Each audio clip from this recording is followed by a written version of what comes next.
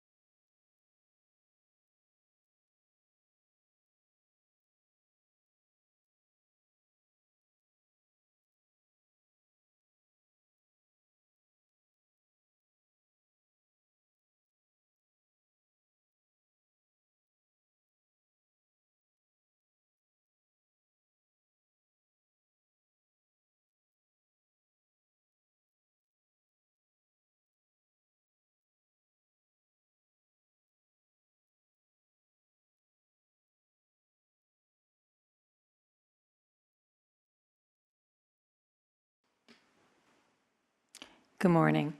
The Hearing Board of the South Coast Air Quality Management District is in session. Today is Tuesday, March 12th, 2019. The time is just after 9 o'clock a.m., and we are meeting in the Hearing Board room in Diamond Bar.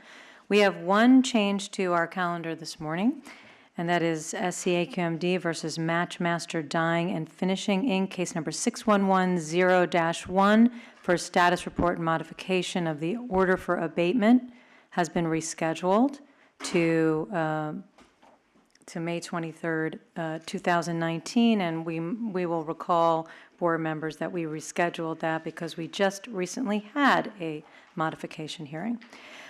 We have one matter remaining on today's calendar, and that is Del Real LLC, case number 5754-2 for an emergency variance.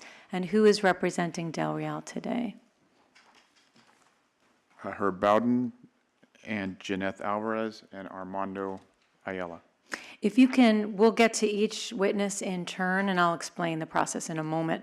But if you can just restate your name and spell it and state your title for the record, that would be helpful. Sure. Herb Bowden, Herb, H-E-R-B, Bowden, B as in boy, O-W-D-E-N, and I'm the president of Del Real Foods. Thank you, Mr. Bowden. And Jeanette can introduce herself. We can do that once we get to them. I'm Okay. gonna go to the district, and then I'll explain the process for you. Okay. And who is representing the executive officer this morning? Mary Reichert on behalf of the executive officer. Thank you. So Mr. Bowden, is that how I pronounce it? Bowden? Yes, Bowden, thank you. I understand that today you are not represented by counsel, is that correct? That's correct. Okay, and that's fine. We have many parties who come before us not represented by counsel.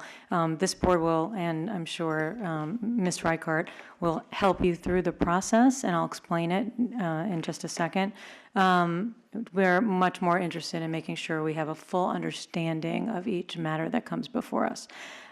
So today, as you know, the party had requested an ex parte emergency variance, and that was granted.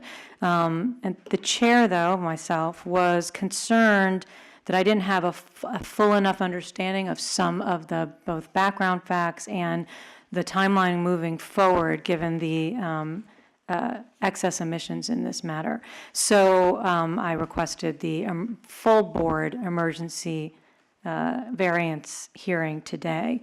And also, we'll probably have to understand, and perhaps we will once we go through the case, but whether or not you are requesting a short variance as well, which would need to be a noticed hearing because you had originally requested more than 30 days.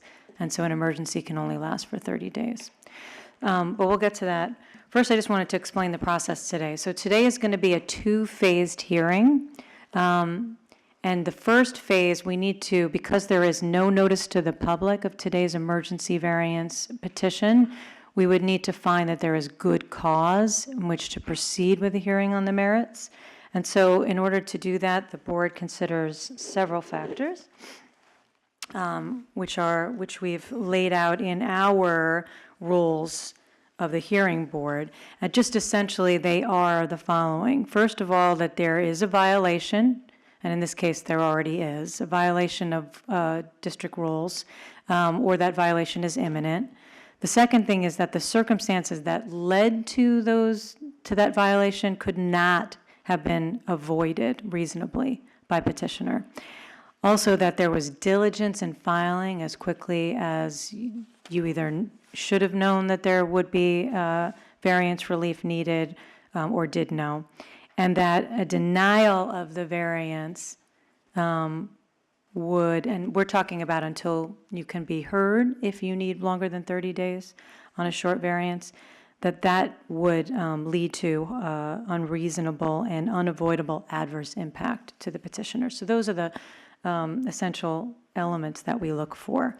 So what I'll do is we're going to start phase one. I know that there was a brief discussion of this before we started, but I'm going to ask you for just a brief opening statement on good cause on those elements, and then I'm going to ask Ms. Reichart if she'd like to give an opening statement, and then we'll come back to you if you'd like to give fuller at that point testimony yourself. You can introduce other witnesses on those good cause findings that we need to make, and then Ms. Reichart will ask questions if she has any, and the board will also ask questions at that time. And then Ms. Reichart will introduce any witnesses she may have on good cause. You'll have an opportunity to ask questions at that time, and so will the board. And then we'll make a decision on good cause. And then if we proceed to the next phase, we'll take it from there. But there'll be somewhat different findings that we need to make. Do you have any questions at this point? No, I think I'm good. Okay, so I'm going to ask yourself and any other person who wishes to testify today in today's proceeding to please be sworn in at this time. So please rise. Please raise your right hand. Do you promise to tell the truth, the whole truth, and nothing but the truth, so help you God? Yes. Okay, Mr. Bowden, you may begin with a brief opening statement. Okay, thank you. And just wanted to kind of tell you who Del Real Foods is. We've been in existence since 2002 in the Inland Empire.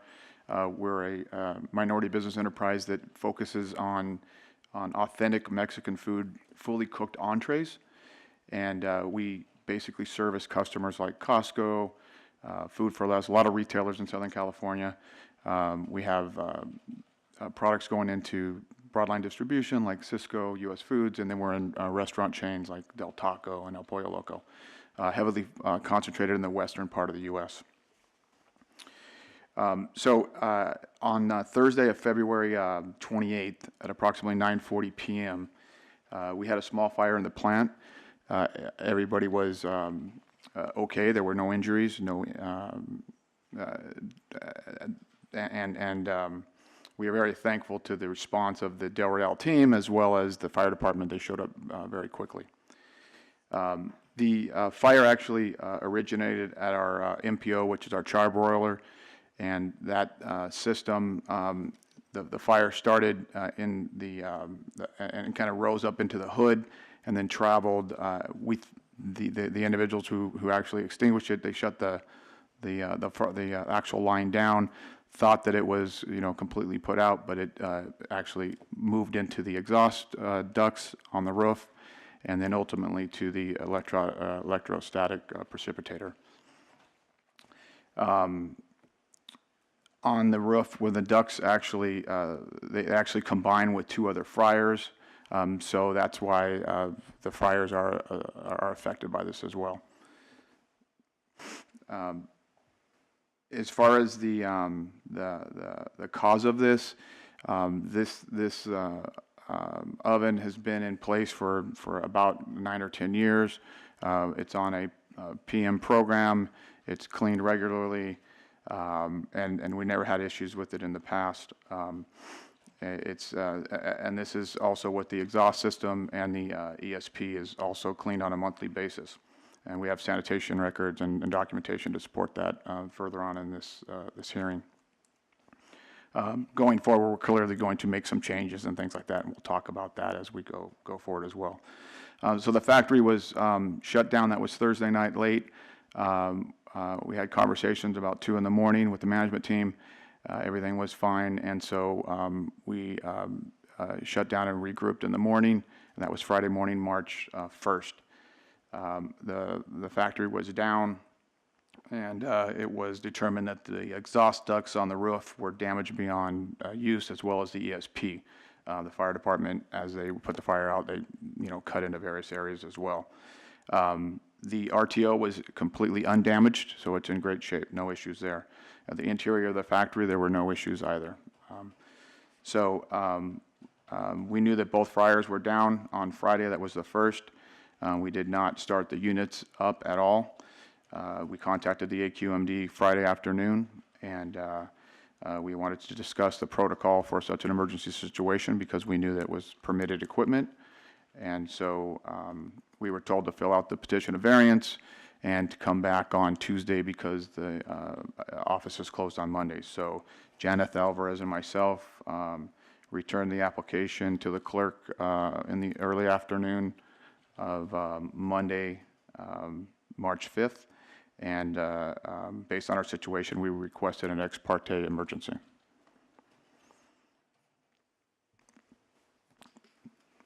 Thank you. Did you, I'm not going to ask you questions, but you said Monday, March 5th. What day of the week was March 5th?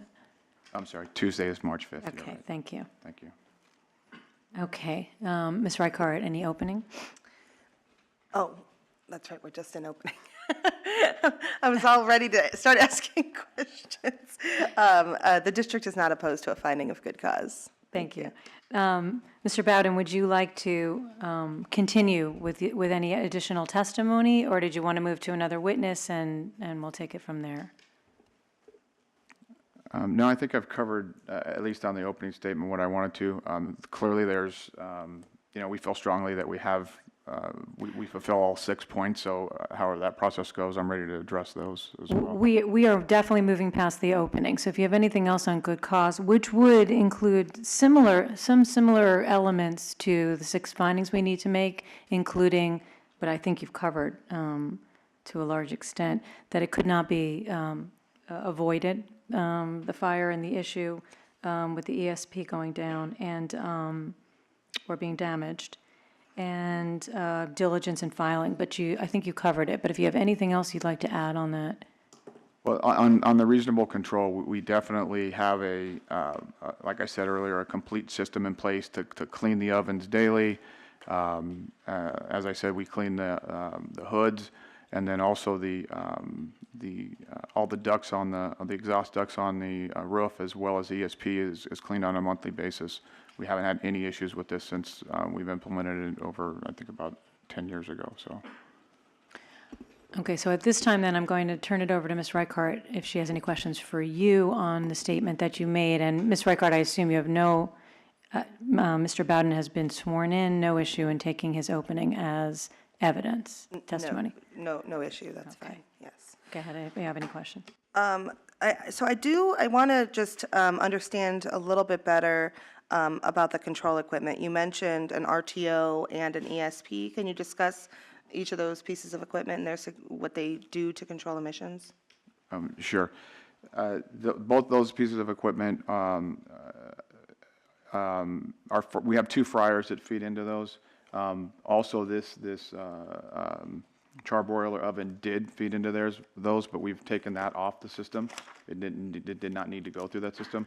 So the 2 fryers both go into the ESP first, which is the brand is a Smog Hog, and takes out basically the precipitated oils, and then from there it passes into our RTO.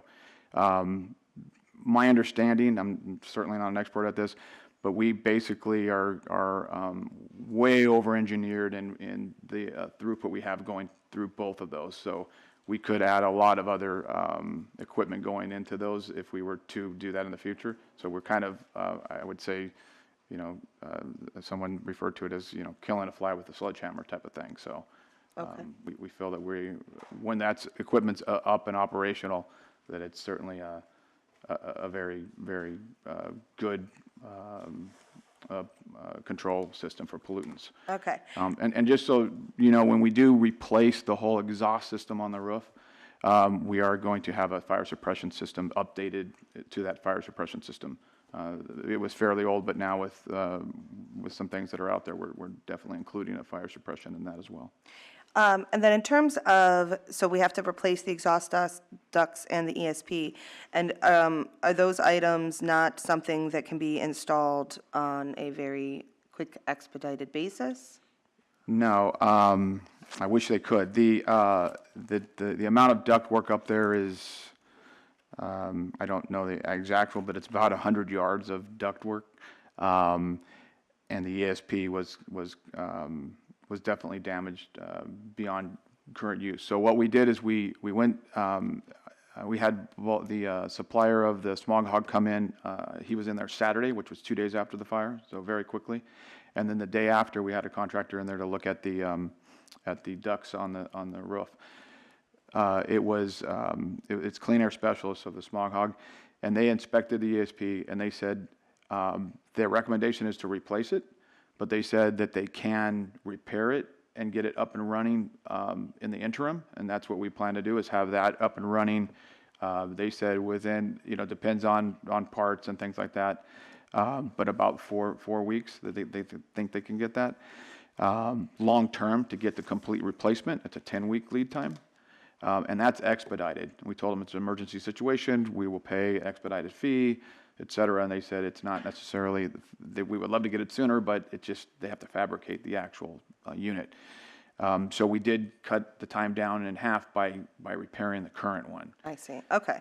And then the ducts are gonna take about 4 to 5 weeks, and we actually, on that, we asked them to put 2 crews on it, 7 days a week, and then 2 shifts. So we're again throwing as much capital as we can to get it as quickly as possible. Okay, great. I just wanted to clarify that it's not something that could have been turned around in, say, a week or a few days. Unfortunately, no. Okay.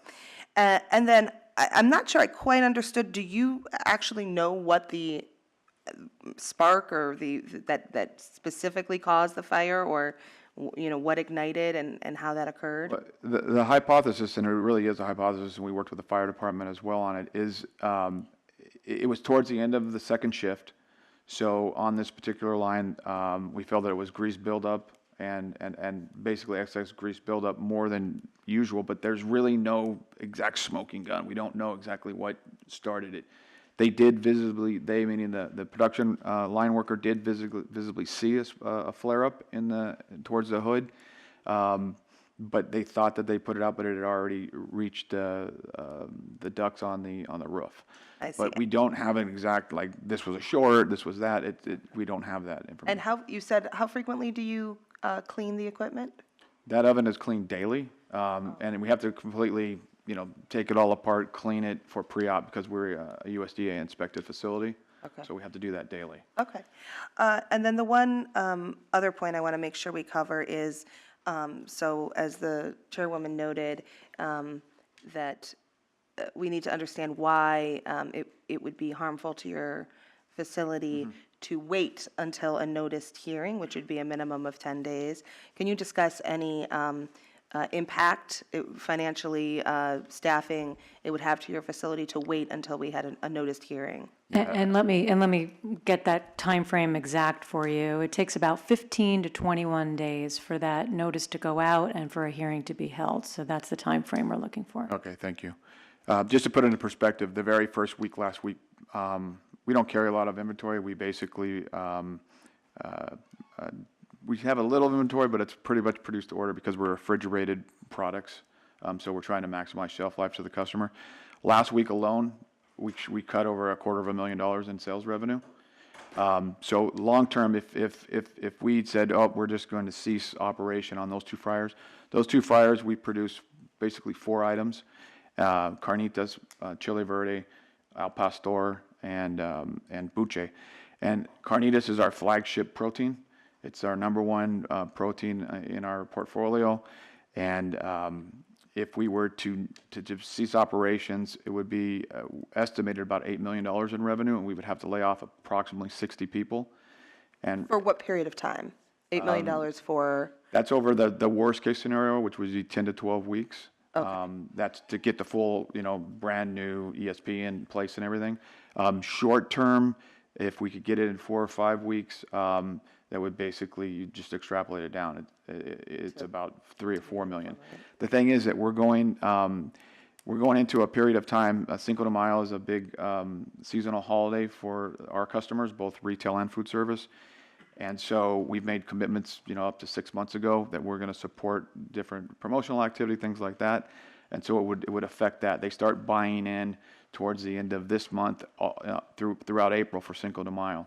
And so it would definitely affect our customer base there. And then I don't know, if we did have to lay off 60 people, both indirect and direct employees, the unemployment rate in Inland Empire is about 3.5, 3.8%. We would surely lose a lot of our tenured employees. They would find another job and they probably wouldn't potentially not come back. So long-term effects would be very damaging as well. Okay, thank you. No further questions. Thank you. First, I just wanted to narrow down what we're here for today, because it sounds to me in the responses to Ms. Reichardt's questions that you're still asking for something along the lines of 4 to 5 weeks. Is that correct? The plan, the assumption, or our plan was, if everything fits perfectly together and there's no issues with permitting with the fire department, things like that, we could do 4 to 5 weeks. If anything goes wrong, it's probably going to be 6 weeks. So longer than 30 days. So the 30 days gets us going, but we are going to petition for a short variance behind this. Okay, so then you would need to, are you prepared to do that today? You need to do that today. Is that your plan? Petition? If that's the protocol, yes. I'm uncertain on how it works. So We would want to get that noticed. You can talk with either Ms. Reichardt or the clerk. The clerk after. Yeah, you can go around to the clerk's office. Okay, the clerk did recommend that that's what we should do when we spoke to them last week. So that was our intention. And then what we can do, and so I'll ask if this is what you would like to do. An emergency variance under no circumstances can last longer than 30 days, but an interim variance is one that would stand as a bridge. It's very similar to an emergency variance in terms of what findings we need to make in order to have this hearing today. It's one done without notice to the public, but it stands as a bridge before you can have a hearing on a short variance or a regular variance. So would you like to convert the hearing today from an emergency variance to an interim variance? Great. I need clarification on that, because what I don't want to do is we're producing right now. I do not want to stop production. It will have no effect. What it will do is it just essentially means that we can allow that bridge until we can have that hearing. But it has the same effect for you in terms of a temporary variance if we grant it today. It's the same effect for you. So it's better, is what The you're answer telling is me. yes. I think, I don't want to provide you with the answer, but the answer would be, yes. And then but I'm sure if I had an attorney here, he'd be kicking me in the side right now. with the so. understanding that we cannot do that unless you're going to today Yes, if apply for a short variance. How long does the interim variance get? Interim variance can go as long as 90 days, but we Okay. would only grant it until the short variance hearing can be heard, and we would only grant it if you have applied for a short variance. So I would need you to say on understand the that. record, I today will, yes, file for a short variance. Can you? Could he orally request to amend his current petition to just add it right now? and would that I suffice? assume that, yes, the clerk Okay. is indicating, yes, you can. Would you like to do that then? Yes, I would like to do that. Thank Okay. you. So for the record, you are adding a short variance to, you're amending your petition to add a short variance, and instead of an emergency, we're considering therefore an interim today. Okay, thank you for your help. I told you we would help you today. You don't need to have an attorney. The other questions I have, you mentioned in either your opening or any additional testimony you had given that the friars, the two friars that vent to the ESP, you took them down on Friday. When did you put them back into service? After we received the variance with conditions, and so we received that on the 6th of March, and that evening we filled the fryers and started to knock down. We really didn't start producing until the following day, the 7th. So showing good faith compliance with Absolutely. district. Thank you. You also mentioned that you regularly clean the fryers and the associated pollution control systems. Are those done according to manufacturer recommendations or industry standard? Do you know? I do not know the answer to that. The I think person that there's behind a me person probably who, does. who I'll note for the record is shaking his head yes, but he'll come up and testify. Thank you. And then that's what you should do. If you don't know the answer to a question, just defer it to another witness. Okay, my other question was answered. Those are my questions on good cause. Anyone else? Ms. Byrd? You mentioned that it was 10 years ago that there was no problems, and I wasn't sure if that meant that you installed it 10 years ago, or if you just haven't had any problems in 10 years. No, the equipment's been running for about 10 years, so we have not had any issues with it. Under the current way we've been sanitizing it and the preventive maintenance program that's been in place. Okay, and you're specifically referring to the charbroiler, which is Correct. where the fire started. Yes, correct. Okay, and then you did say, and for the record, I just wanted to clarify, you did say Tuesday, March 5th, that you brought your petition here to the district, Yes. but your petition is date stamped on March 6th, and I just wanted to make sure that. Tuesday, yeah, I think I confused the Okay, days. so it was actually March 6th that you brought it, and not, Is that right? Tuesday was March 6th, right? well, no, actually, Tuesday is March 5th. You were right in the date, but.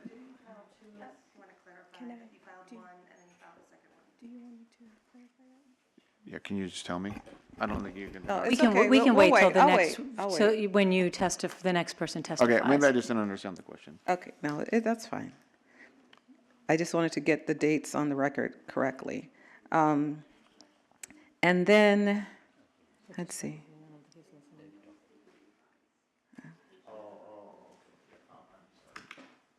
I'm sorry, the clarification, we came in with a petition on the 5th, on Tuesday afternoon, early afternoon, but what are they called? The permits actually were under the old company name, and we had to change the permits in 2016, late 2016, so we just had to resubmit the permits under the current one. We had the old permit number in there, not the new permit, for the two fryers and for the RTO. Okay, so you had to modify some of the information, and then you brought it back on the 6th? On the Is that what 6th, yeah. happened? Jeanette Okay. brought it back. That's why she Okay. reminded me. That's why I was confused on that. Okay, and you mentioned layoffs, and I was just curious as to when you believed that layoffs would actually begin if you did not have this variance. Pretty much the same week if we stop producing on those lines. Okay, so there's no other work that the workers No, could do?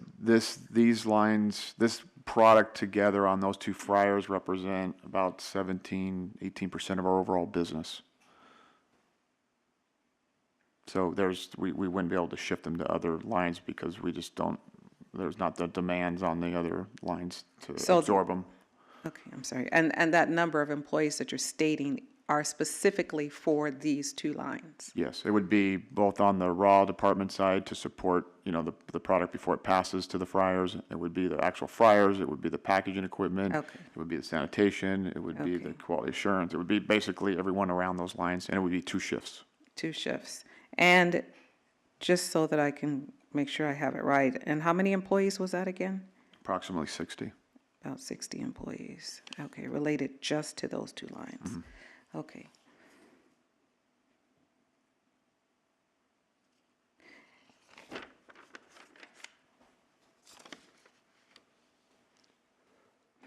You mentioned that the cause, when you're trying to evaluate what the cause could have been, that it's possibly, you projected it could have been a grease buildup.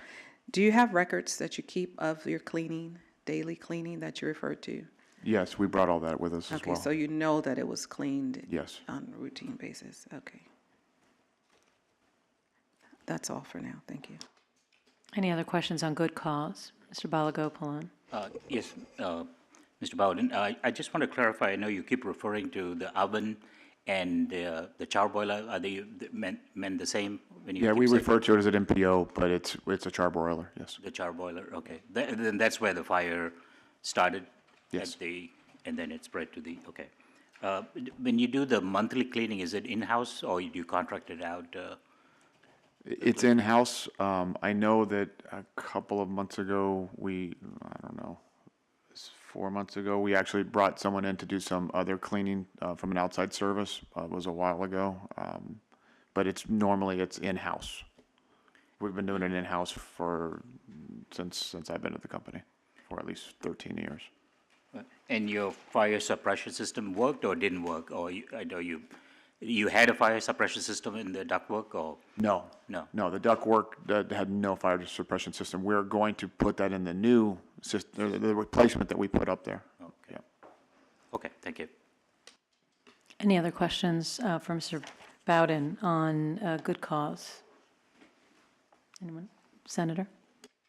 This is the first search failure you've had at that site? The first fire, Yes. we had a very small fire I believe it was like a contained You've never thing fired within the before. plant. My question is, make it real simple. Have you had a fire at that location before? No.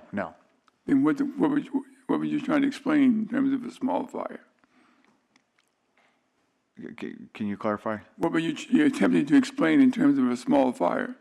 Yeah, no, we had another incident, and it was on our, we have also a large piece of equipment that's microwave type equipment, and the belt flashed up, but it was a contained incident, and the fire department didn't even come. So it didn't stop your operation? No. All right, thank you. Any other questions on good cause? Thank you. Mr. Bowden, do you have any other witnesses for good cause to cover those, either the diligence in filing or the, let me read that the circumstances that led to the violation could not have been reasonably avoided, or any further testimony on harm to you if you could not have this variance before you could be heard on a short variance? No, I think I'm good. Thank you. Oh, Ms. Byrd, did you have questions? I thought there was someone else who was going to just talk about the maintenance that had been conducted. Oh, the one question I deferred to Armando behind me. Thank you, Yeah, Ms. Byrd. Thank you. So why don't we have that witness come and just sit in the third chair, and then if you can, 3 things, just state your name, a few things. State your name, spell it, state what your position is, and and just indicate that you did take the oath today. Yes, Armando Ayala, Armando, Ayala, Ayala, and my position is the engineering manager at the Real Foods, and I did take the oath.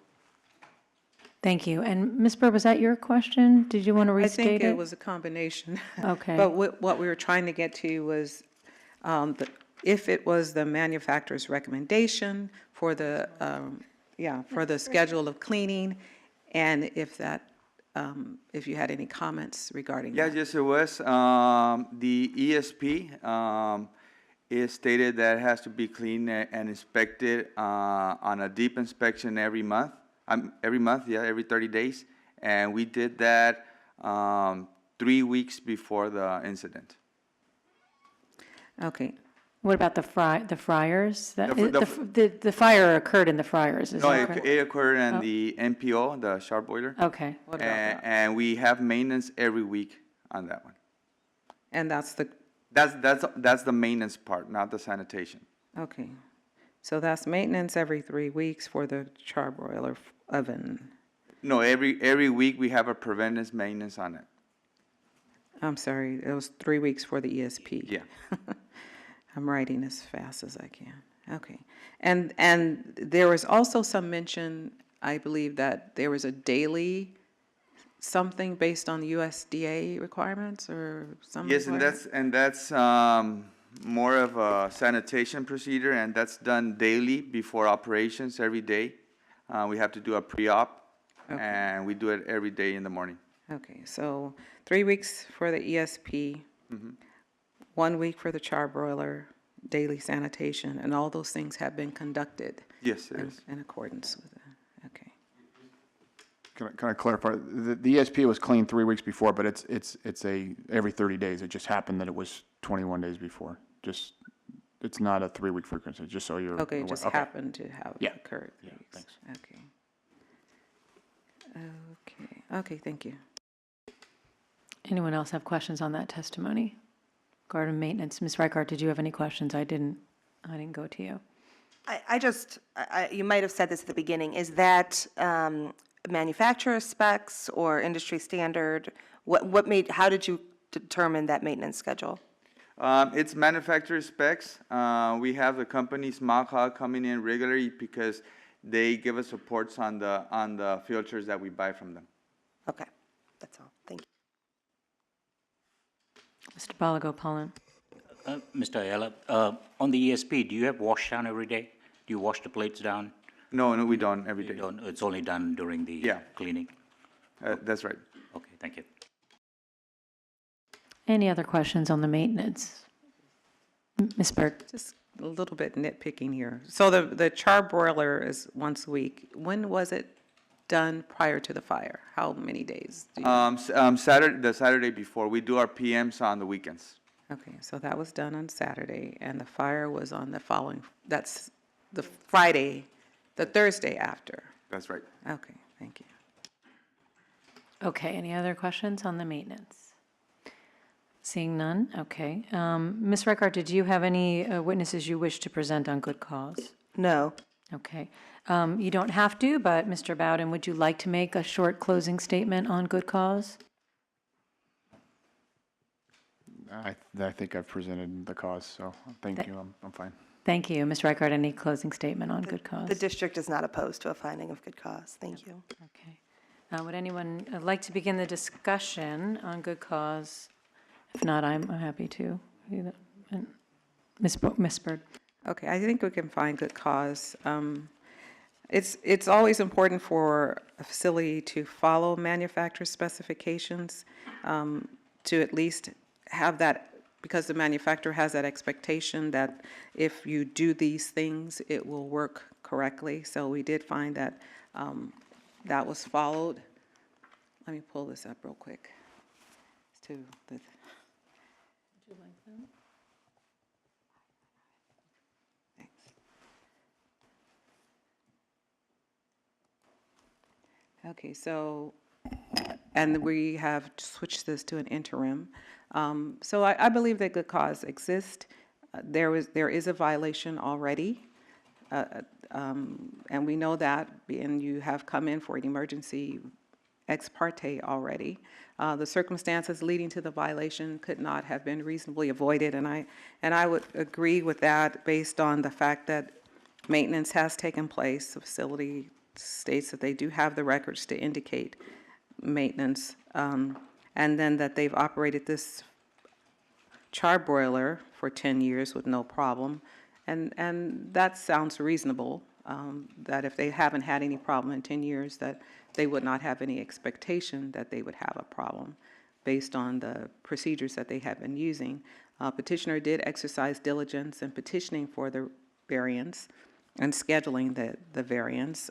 Petitioner had this issue occur on a Thursday, and by the following Tuesday, they were in for petition, in to file their petition. They had to change some information and resubmit it the following day, but they were in to file it, and they had already made contact with the district, so I believe that that's reasonable, and a reasonable amount of time. And then denial of the variance would result in a hardship to the facility and a hardship certainly to the employees who would be laid off, but it would definitely be a hardship to the facility. Petitioner has stated that they had to lose about $250,000 for a week if they were to be down. They're working on getting things back up within a few weeks, but if they were closed for 4 to 5 weeks between now and perhaps the hearing that's going to be scheduled, they would lose about $3 to $4 million is what the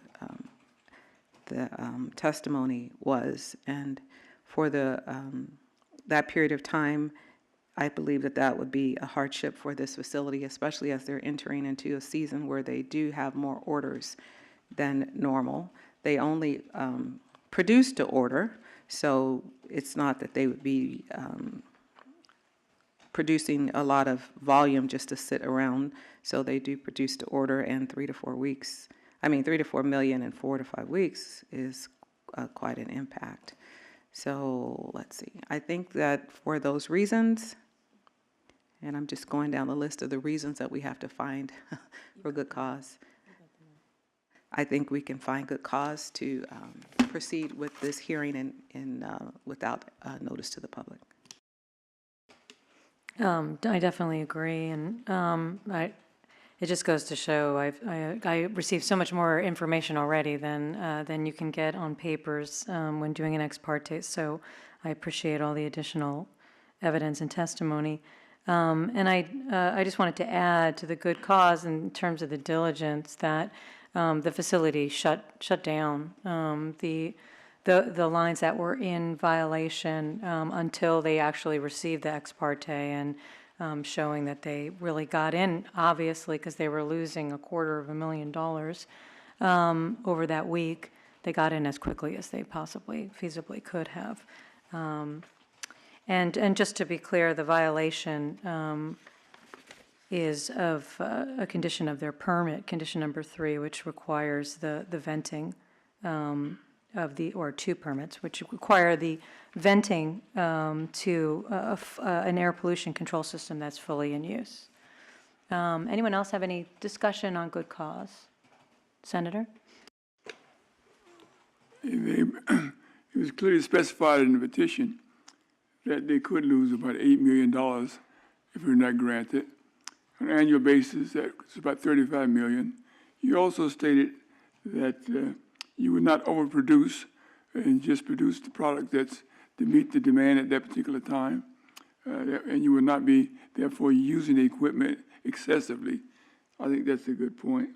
You also say it was 7.8 to 8.2 million, and the average is about 8 million, I suppose. So, and you have about 58 to 64 people would be affected if the variance were not granted. I think that's a good enough cause also. And then you're making an all-out effort to correct the problem early on, which is very impressive in my view. And I would say good cause could be granted here for sure. Thank you. And we're going to get more into it sounds like we're going to move on to the merits, and we'll get more into the conditions with which they would reduce the use of the equipment at that time. Anyone else wish to weigh in on good cause?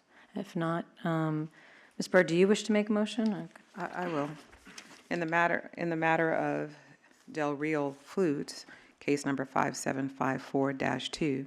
I move that we have the hearing today in the absence of notice to the public on the finding of good cause to have the hearing.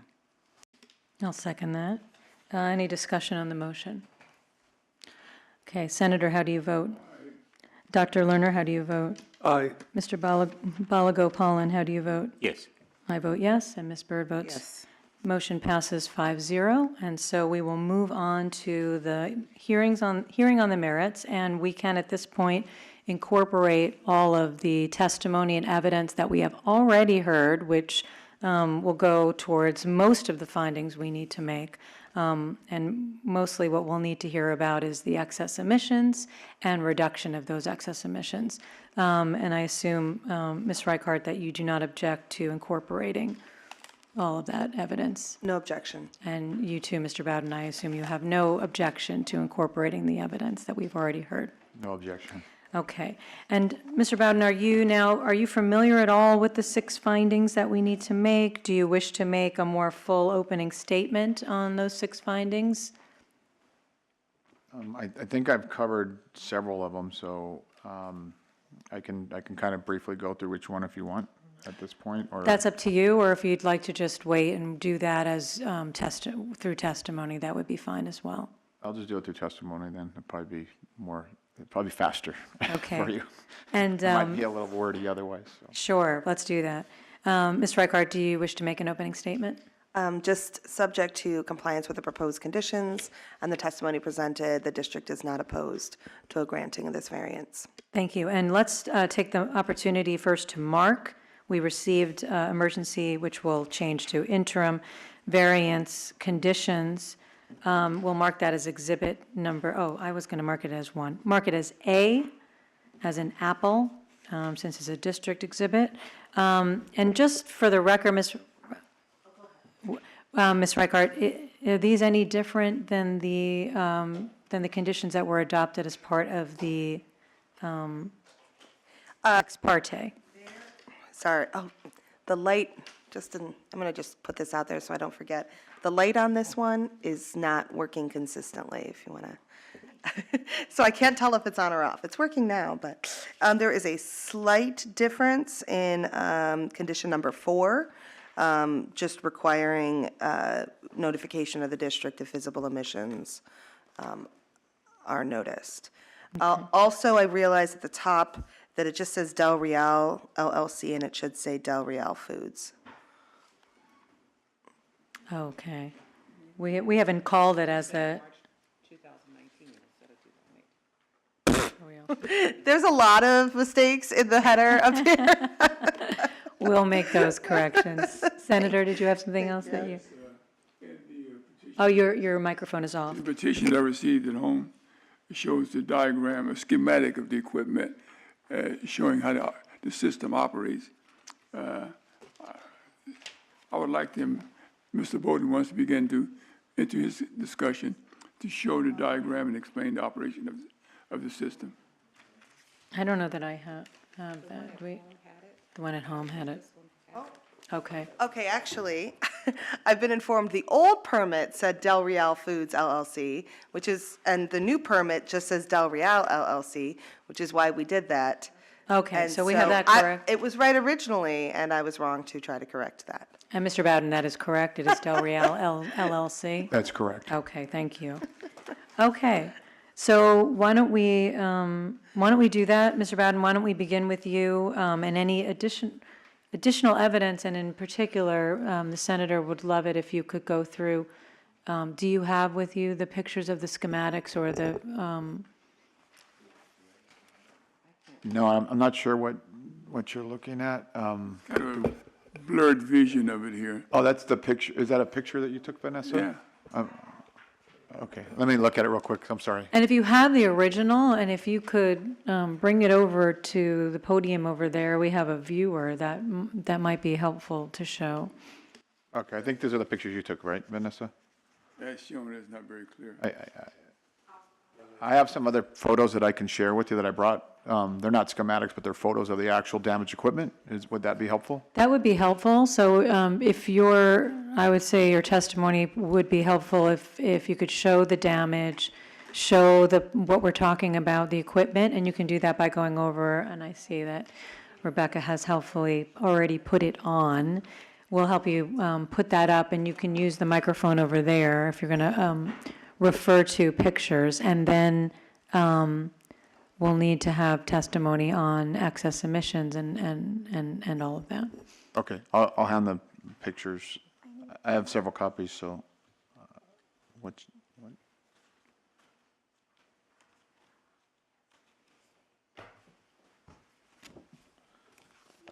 I have another one if you need it. Well, I need one to look at, actually.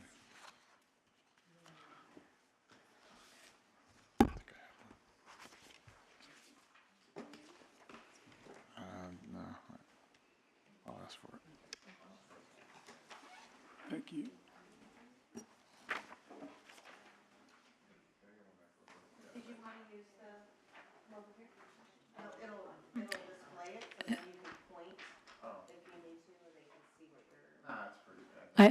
I think I'm fine with just going through it. I can. I think the request, Senator, would you like to Oh, do you want me to display do that? I'll definitely do for that. the webcast? Yeah, you can walk us through it. If you don't have it, you don't have it. You don't have, do you need Mr. Bowden to display it? Or just walk us through it? You can walk us through it, of course. Okay. Explain its operation. I'm as going you to- walk through it. I'm going to mark as Exhibit 1. It's 3 pages of photographs, and Mr. Bowden will take us through them.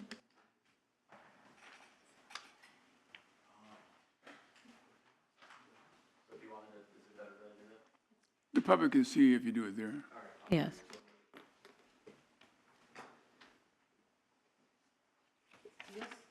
You'll see it come up on the screen here. Does it need to be, well, hold on. Okay, there it is, okay. So you'll see it up here, and then you can just adjust it so that it can come into focus. There we go.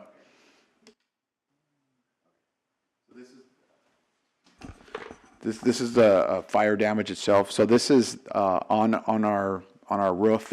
This is the exhaust system where all the 2 fryers and the charbroil fed into, and you can see the damage.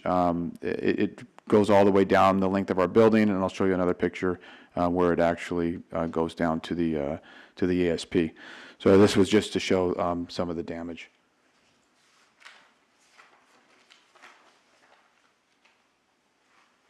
So the next page is actually this is the top view on the left, where you can see the ducts going down into the ESP.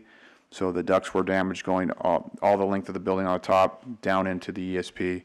And then the picture on the right is the actual ESP with the filters, pulled out by the fire department, et cetera. And you can see all the damage to the outside where the electrical is. And that's the other picture you have is a blow up of that, the ESP.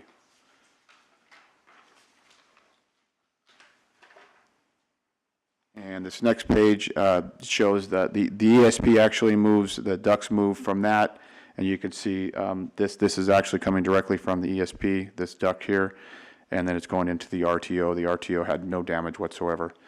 And then just wanted to show the mesh filters system on the, that's coming off of the exhaust of both fryers, and it's a dual system of mesh screens to mitigate the PM emissions. Are there any questions?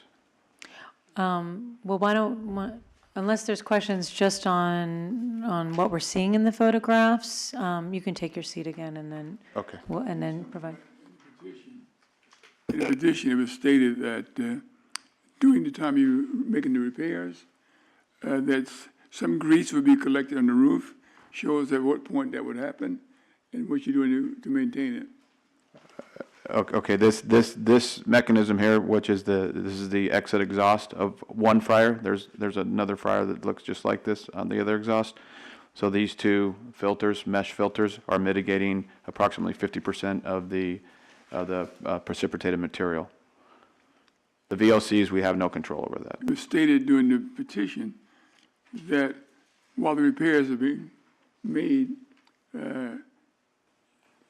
based on temperature and other factors, grease would be collected on the roof. Is that correct? And the petition says that. I think I have to look at the petition where it says collected on the roof. Maybe I'm misunderstanding. Can you refer to the actual? We're talking about, I think, the condition of replacing cooking oil and clean the, not the cooking oil, but cleaning the metal mesh filters. Is that the one? No. Okay, the metal mesh filters right now, sir, they're being removed right now hourly and cleaned. Fresh ones are put in and they're cleaned. On the roof they're putting it. Yes.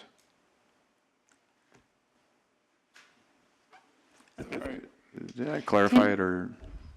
Can you just show really quickly, where is the venting happening? If all that ducting has been destroyed that goes to the ESP, where's the venting occurring for the fryers? Where is the exhaust from the fryers being vented if they're not going through there? I didn't take a picture of the complete actual venting, but this is the very top of the exit exhaust. Okay, But so, there's another piece of it that's not in the picture. It's below it, but I don't know. Did you take a picture of it, Vanessa? I don't have a picture with me.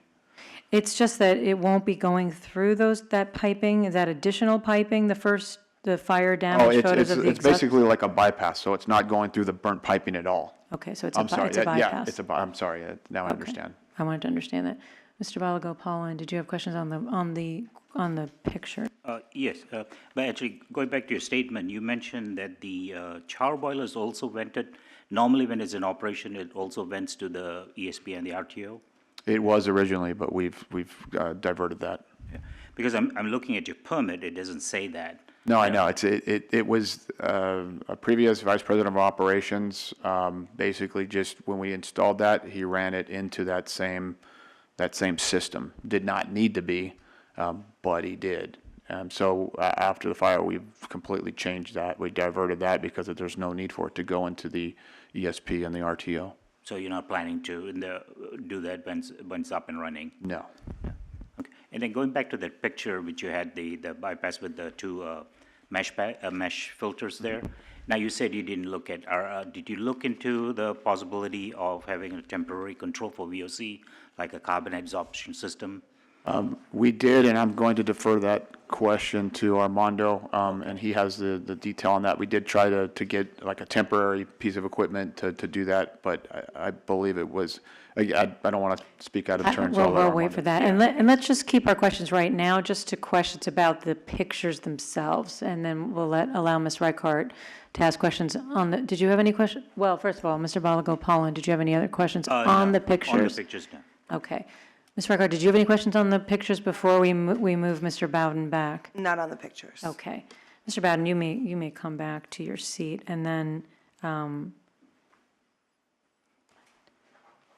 did you have any other testimony that you wish to give? I know you were going to defer some of the questions with regard to controls and mitigation to additional witnesses, but did you have any other affirmative evidence you wish to give at this time?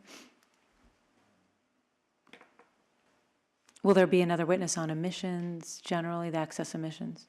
No, we're going to cover that ourselves. We did use an outside consultant to help us do the calculations. Okay. No, the only thing I want to reiterate is on the new exhaust system we're putting in place will have a fire suppression throughout it, and we're also engineering it to have more clean outs, and so it's a safer, more robust system, easier to clean, things like that. So we're making a significant investment in this repair work, and we're also taking it to the next level.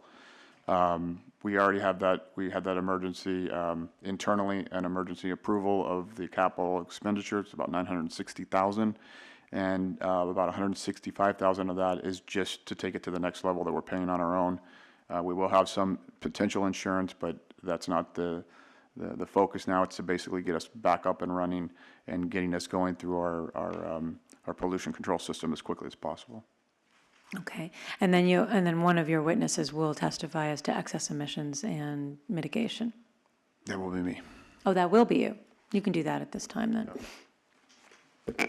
Oh, and then we'll have questions. I think Senator, it's- unless you, The question I asked is explained in item 21, where it said, explain how you plan to reduce mitigation, mitigate. we're going to wait on that. Let's have the testimony first, and then we'll ask our questions if it's not covered. Actually, I think it might be because it's mitigation, and if we hear from Mr. Ayala if they looked at VOC mitigation before we get to the actual calculation, that might be useful. Mitigation comes after the calculation of excess emissions. They take into account the mitigation, the calculation. After excess emissions are considered. Okay. Madam Chair, Let- and in response to that question, paragraph number 2, in his explanation, talks about grease traps on the Yes. roof. Understood. We haven't heard the testimony yet, so let's have Mr. Bowden give testimony. With testimony you'd like to give, then we can ask whatever questions we wish to ask at that time. Mr. Bowden, you may I give. thought he said he was not going to give any testimony. He is not. He has not finished his testimony. He showed the pictures and explained the damage, and now he's going to give further testimony. One question. Yes. He showed the pictures upon request, number 1. Number 2, prior to that request, he said he was not giving any testimony. That's what I thought he said. No, he said he's going to give testimony. We're going to present that testimony now. Mr. Bowden, you may give Okay. additional testimony. Apologize. I've never had this kind of experience, so if I misspoke or led it down the wrong path, I apologize. Your pleasure. Okay, thank you. So where are we? We're going to go through the excess emissions now? And any excess emissions testimony you wish to give, and any testimony you wish to give on mitigation. Okay. And if you don't have any other information, we'll ask questions of you, and then we'll move on to other witnesses after that. Okay, thank you. So we do, we already did start taking steps in obviously mitigating emissions. So we used RPS environmental consultants to help us with the calculations. And I just want to state at this time, when we originally submitted the calculations with the variance petition, those calculations were done off of a time, off of pounds per hour in time.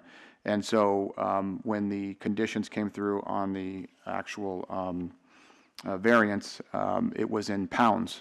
So we converted to pounds on our calculations. So we do have a slight difference, and we can submit that. There is a slightly higher net VOC emissions and net PM emissions after mitigation because we converted the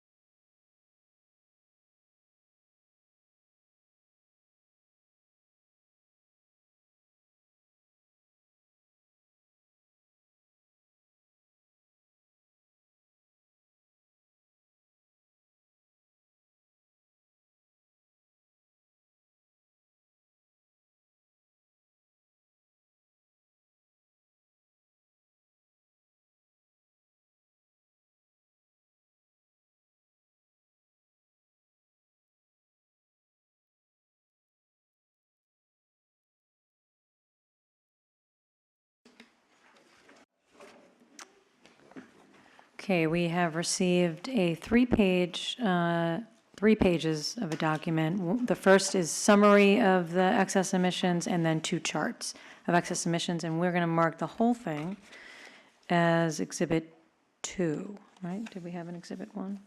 Yes, Exhibit 2. And you may proceed, Mr. Bowden. Okay, and I'm just going to cover the summary page at this point, which includes both fryers. So the original, you can see this first 2 sets of data are based on operating time, and the total excess emissions, well, I'm not going to cover that. I'm just going to go to the next set of information, the ones that say variance based on production restriction. So the first is the total estimated excess emissions. That's without it assumes no ESP or no RTO. The total for the day would be 54.08 pounds. And the reduction due to mitigation, which is basically the change in pounds we'll be producing per day, is mitigated by 32.15 pounds a day. So the net emissions after mitigation on VOCs would be 21.93 pounds per day. So the difference from the first set of information we gave was an increase of 1.92 pounds per day, and that's what's on the application. So as far as PM emissions, the last set of data on the summary page, the PM emissions are based on our variance production restriction, again, 24,000 pounds total, because this includes both fryers.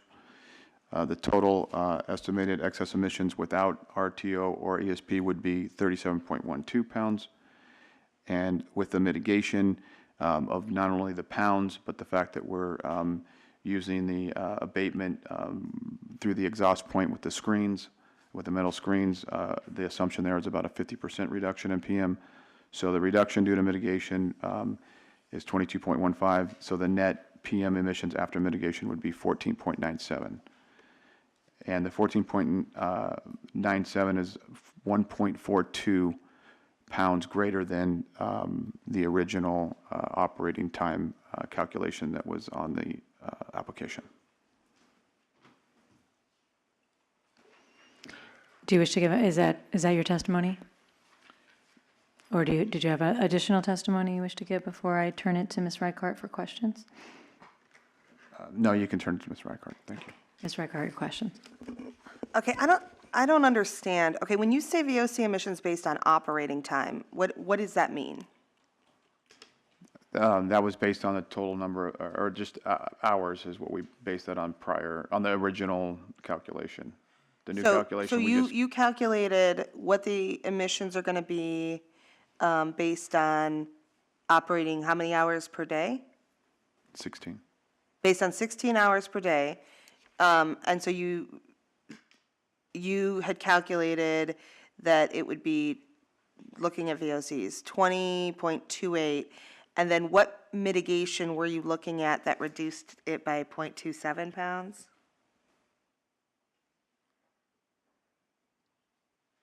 It says, I don't understand this, so I'm trying to take it step by step. You say VOC emissions based on operating time. Total estimated excess emissions, so this is, I presume, over and above what you're permitted to emit, right? 20.28 pounds per day? Okay, so you're going on the, yes. That's if, the assumption there is if we had absolutely zero, there was no ESP and there was no RTO. Right. And then the next one says reduction due to mitigation 0.27. And that's, what mitigation is reducing it by 0.27 pounds per day? Okay, let's go to the detail.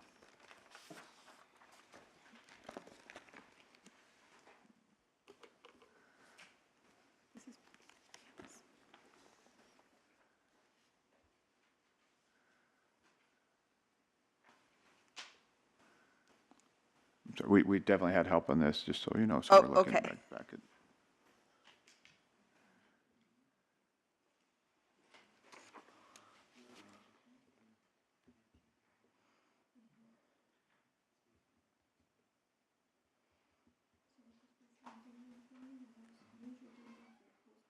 Do you know what they're talking about? Like, and I know that they're saying this is the new one, which we'll get to, but what mitigation are they saying? is it easier, I don't know if the. Yeah, if- I'm if- sorry, it's if it- post-control, so it's basically a 1%. So it's saying that we'll trap 99%, so that's post-control 1%. And let me just, before we go on, are you the witness who did you do the calculations? Would you prefer to have specific questions about the calculations deferred to another witness? It's up to you, but, Yeah, Janeth will take the calculation discussion. She worked with, like I said, with the consultant, and we went through this calculation, so she can help on this. okay, so I think at this time, we should probably introduce her, and then we can go back and forth as makes sense, since we're trying to cover this all at once. If you can also state your name, you could state your name, spell it, indicate what your title is, and that you took the oath today. My name is Janeth Alvarez, Janeth. Alvarez is Alvarez. I am the Environmental Health and Safety Manager for Del Real Foods, and I have taken the oath today. Thank you. And if you would like to go through how, well, Ms. Reichard is asking the question, so if you want to answer the questions Ms. Reichard is asking, she'll take you through those calculations so we can all understand them better. Okay, so, yeah, so what is that reduction based on? So in the original packet that we submitted, there is a calculation on VOCs and particulate matter emissions that was based on an original calculation of only operating about 12 hours a day. So it was, if you see the old document where we submitted the application, it was based on a 6-hour operation both on Fryer 1 and Fryer 2. So when we spoke to our consultant, and just to kind of mention, we're by all means not experts on this, so we did use outside support for the calculations. We looked at the variance, and the variance or the conditions that came from the variance were listed in poundage. So when we brought that up to the consultant, we then changed the calculations from hours of operation to pounds based on the variance that had been provided daily. And that is why on the summary page, you see 2 sets of. I don't understand, they're still in pounds. Wait. I'm really confused. Is it that you originally thought you'd be mitigating by reducing the number of hours, and so you were basing it on 16 hours, and now it was 12 hours after mitigation? Is that? That's correct. As So opposed to what proposed condition number 1, which is a reduction in the actual pounds, not the hours. yes. I don't know if that helps.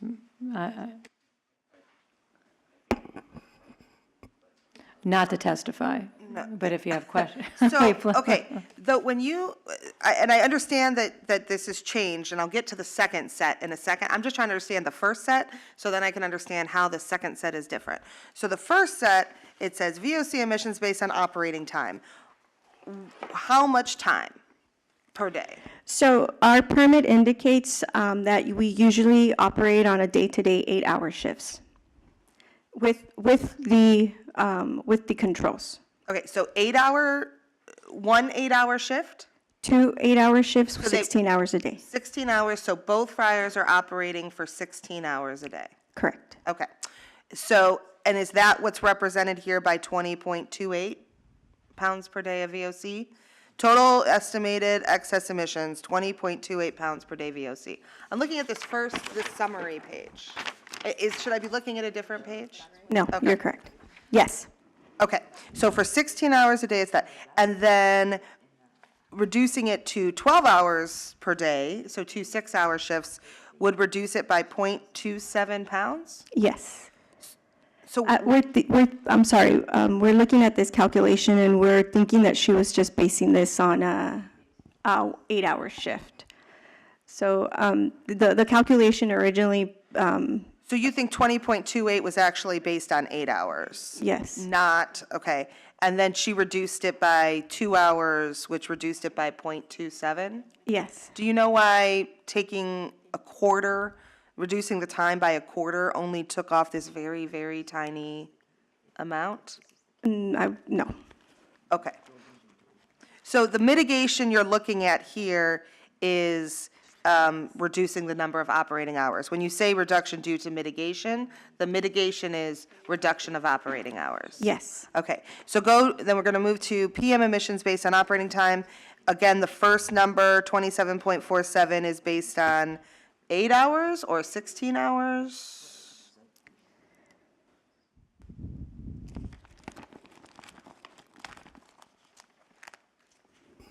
So once again, it is based on 8-hour usual 16-hour operation, a day operation. Okay. And then reducing it by 4 hours total, cut it down by half? Operation of 12 hours. Right, so we took 4 hours away, but for some reason that reduced it by more than half of the 13.92? That, Is that correct? Because I thought there was testimony before with regard to the screens being added to collect PM. Is that also indicated as part of that reduction? it is.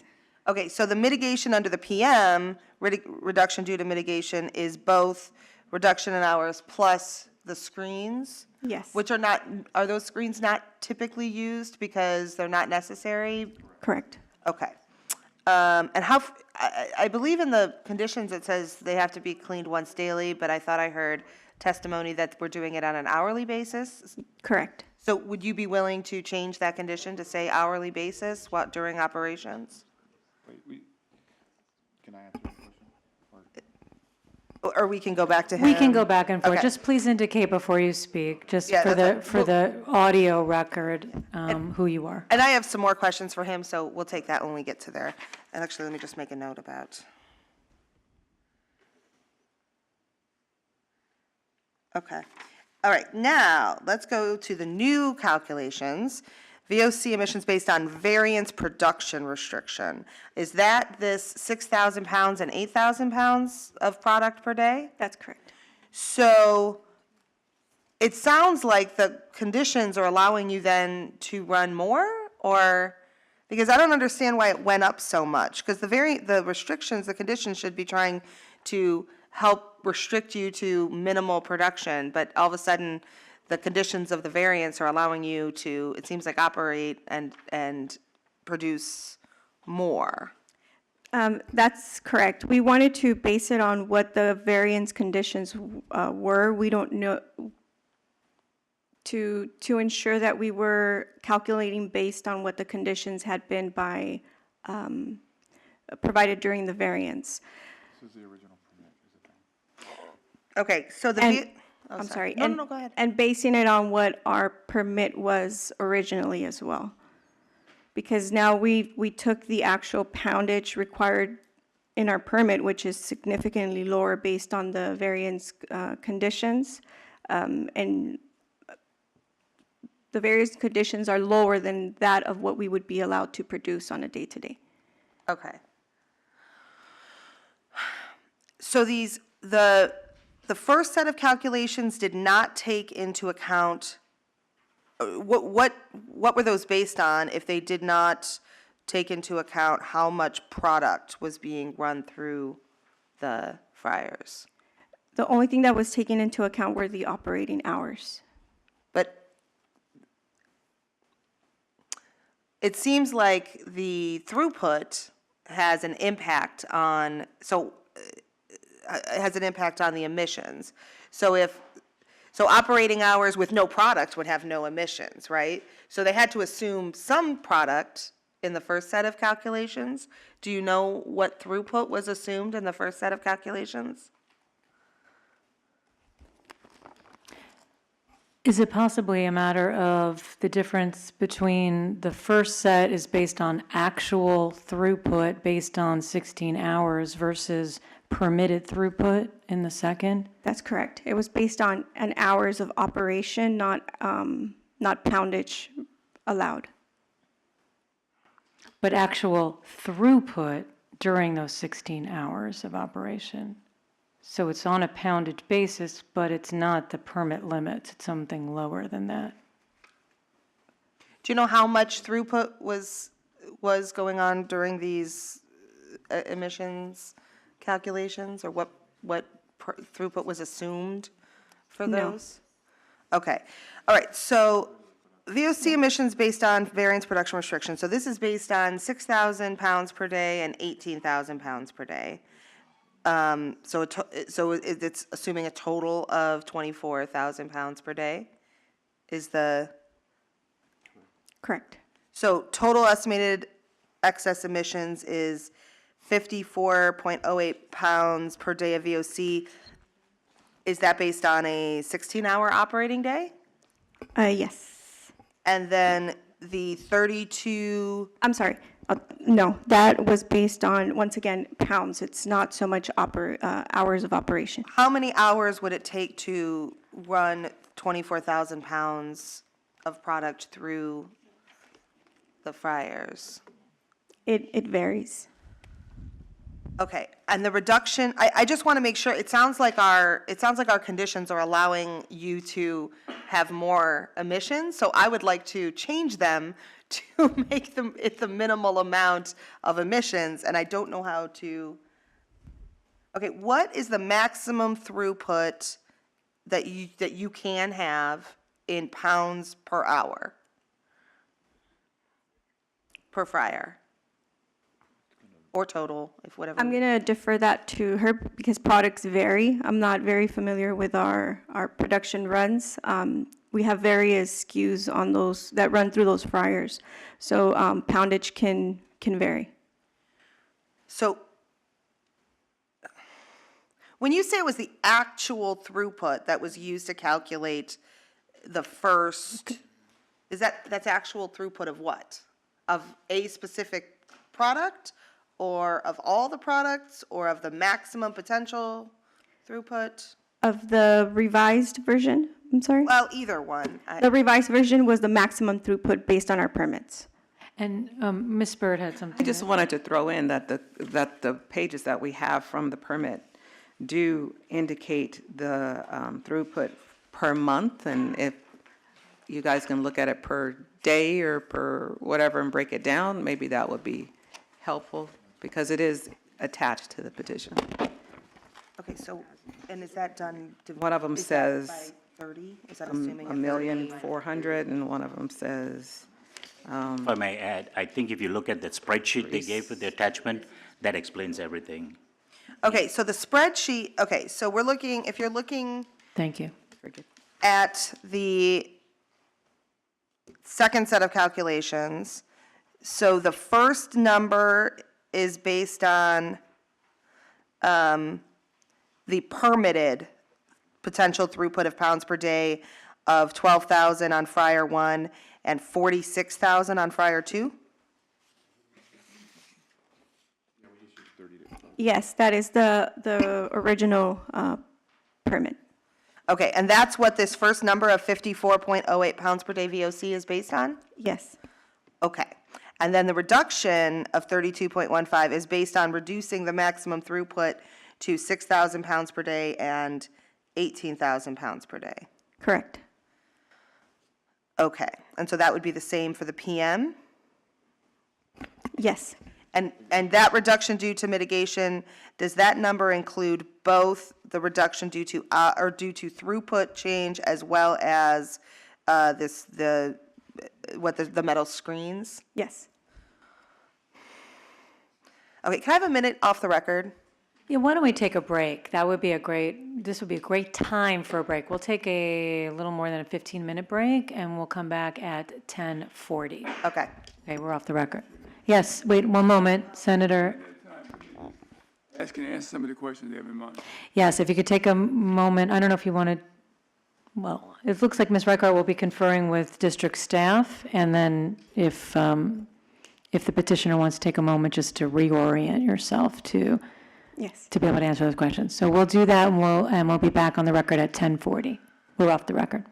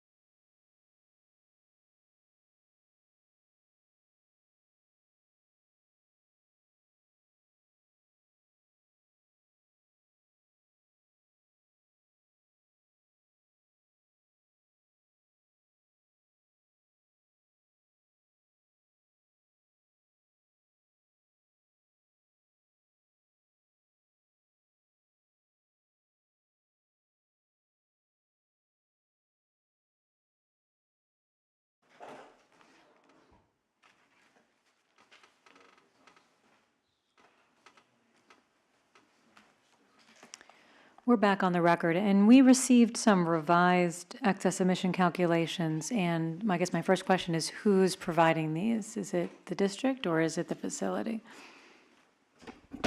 Del Rio. Del Rio. Okay, so then we'll continue with, should we continue with questioning by Ms. Reichart? Should we have Ms. Alvarez introduce what we're seeing here? What makes the most sense? I can help her Okay. introduce it. So Ms. Alvarez is still yes. the witness. Thank you. Yes. Ms. Alvarez, could you please? I'm sorry, and one more thing. Let me mark the Yes. new exhibits as, so it's a 2-page exhibit, 2 charts, and we'll make that exhibit number 3. And then you may proceed. Actually, I'm so sorry. Can you just give me one? Yes, we're off the record for a moment.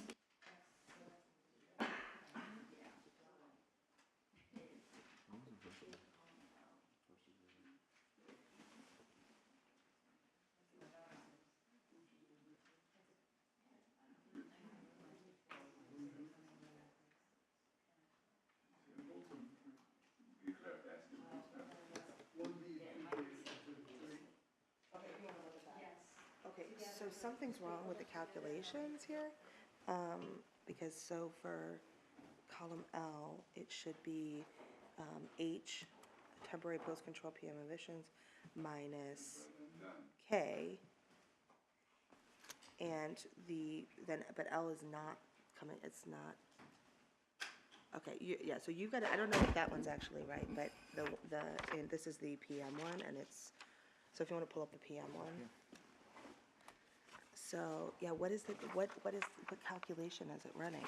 M15 and H15. But see, I can't see the columns. No, you gotta undo the columns. Or just click on that, and you'll see. Yeah.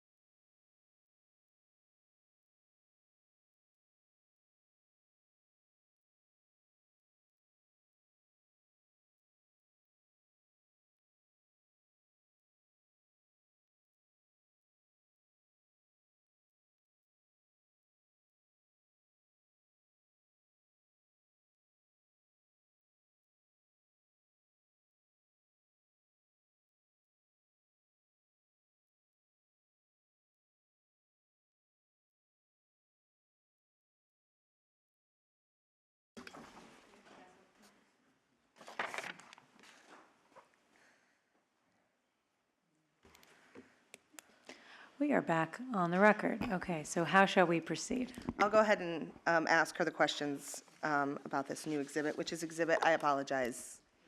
Number 3, and we're stapling them together, so it'll be a 2-page with the 2 charts. So could you please just describe what change was made to these two spreadsheets? Yes, on the actual spreadsheet that you have in front of you, column where it states B, usual VOC abatement efficiency, was changed from 99% destruction to 95%. And why is that change? Why was that change made? That is the change that is stated on our actual permit and AQMD condition. That's the based on the was that based on the evaluation from the source test? Yes. Thank you. And just to clarify, so that there is no confusion particularly from perhaps one member that might be looking very carefully at the calculations, is under notes, is the item listed, note number 12, is that correct? What it's stating there, is that actually what column L is calculating? Yes. It's down just in the notes where it says column L equals H minus K. Is that actually what's being calculated in L? No, it is K minus F. I'm sorry, yes. Yes, it's right, K minus F. Okay, so that's just an error in the note, but the calculations are correct in column L, correct? Correct. Okay. And so what are the new excess emissions calculations based on making the change to 95% control efficiency per the source test? On VOCs, the net emission after mitigation is 19.76 pounds per day. And on particulate matter emissions, it is 12 pounds per day. Okay, thank you. I have further questions for, on these issues, but not for Ms. Alvarez. So do you want me to let the board ask Ms. Alvarez questions and then we'll go back? Or how do you Board want to members, handle will there be extensive questioning on the calculations of excess emissions? Because if so, maybe we should stick with Ms. Alvarez for now. On the actual calculations? Yes. Then why don't we do that? Okay. Mr. Balagopalan had some questions on the actual, what we just testified on.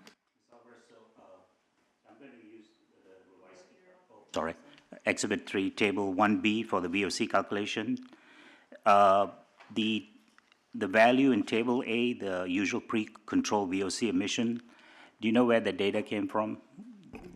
The data was collected from source testing that was done in 2010 by AKI Kinetics. For the facility? Yes. Yeah, okay. So that's the uncontrolled VOC emissions. Yes. And I looked back and do you recall that the facility, maybe it was a different company, they were here before a variance hearing. This is the second case, so, and I think this was presented at that hearing, this data.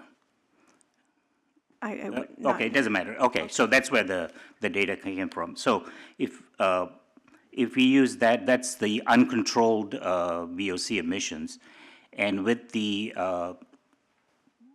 variance, you will not be operating any controls for VOC, basically, right? The ESP and the RTOs are they're both inoperable, so there'll be no control. Correct. So any emissions during the variance period is considered excess emission because there's no mitigation, basically. Yes. So you cannot take any credit for any mitigation from those two units because they're not in operation. Okay. I think the credit was just because of the maximum versus what we were doing, so there was lower pounds. Yeah, I think I understand, yeah. And what you're doing is, so we'll go through the columns. I think when the test was done, and at that time, the permit that was issued had the permitted throughput that is pounds per month that is reflected in column D, right? Yes. That was what was permitted, that was the allowable limit, 360,000 pounds per month for Fryer 1 and 1,400,000 pounds for Fryer 2. That was a permitted. So they normalized the emission rate by the pounds and got, the pound per hour by pound of throughput of material. And that's what you see in actually column I, which is the estimated emissions per pound of product. So that way you can then, with the new condition that is limiting your throughput, which is in column E, which you're now limited to 12,000 pounds per day and, J. You're limited to, J, 6,000 pounds per day and 18,000 pounds per month. So since you have the value in column I, you're multiplying by this, and you're getting the excess emission, basically. Yes. Yeah, and so you shouldn't be subtracting anything, because that multiplied by that will give you the excess emissions. In the case of VOC, there's no mitigation because you're not putting in, the mesh pads you're putting is for PM, you're claiming 50% for the mesh pad, but nothing for the VOC, Yes. correct? And I did have a question regarding, and I think we'll probably have Mr. Ayala testify if they looked at VOC control, but I'll save that for later, So the excess emissions then would be what you, in multiplying I with J, right?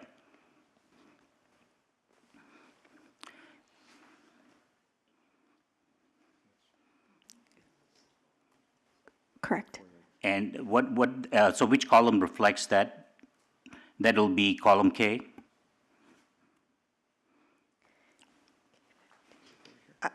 Are you asking the total emissions for the day, per day, or the total excess emissions per day? I just want to, I'm sorry, I don't know if she's understanding. And what I'm trying to say is the excess emission, because there's no control in operation, so any emissions based on the mitigated throughput is excess emission because they have no control in place. They cannot take credit for the past, having the control or anything. I just wanted to make sure she's understanding whether it's the total emissions for the day or the total excess emissions per day. Those are two different questions, and I want to make sure she understood. I'm sorry. And I think the total emission is the excess emission because you have no control. Is that true? Because, and we should ask, is it true because there's only 95% efficiency?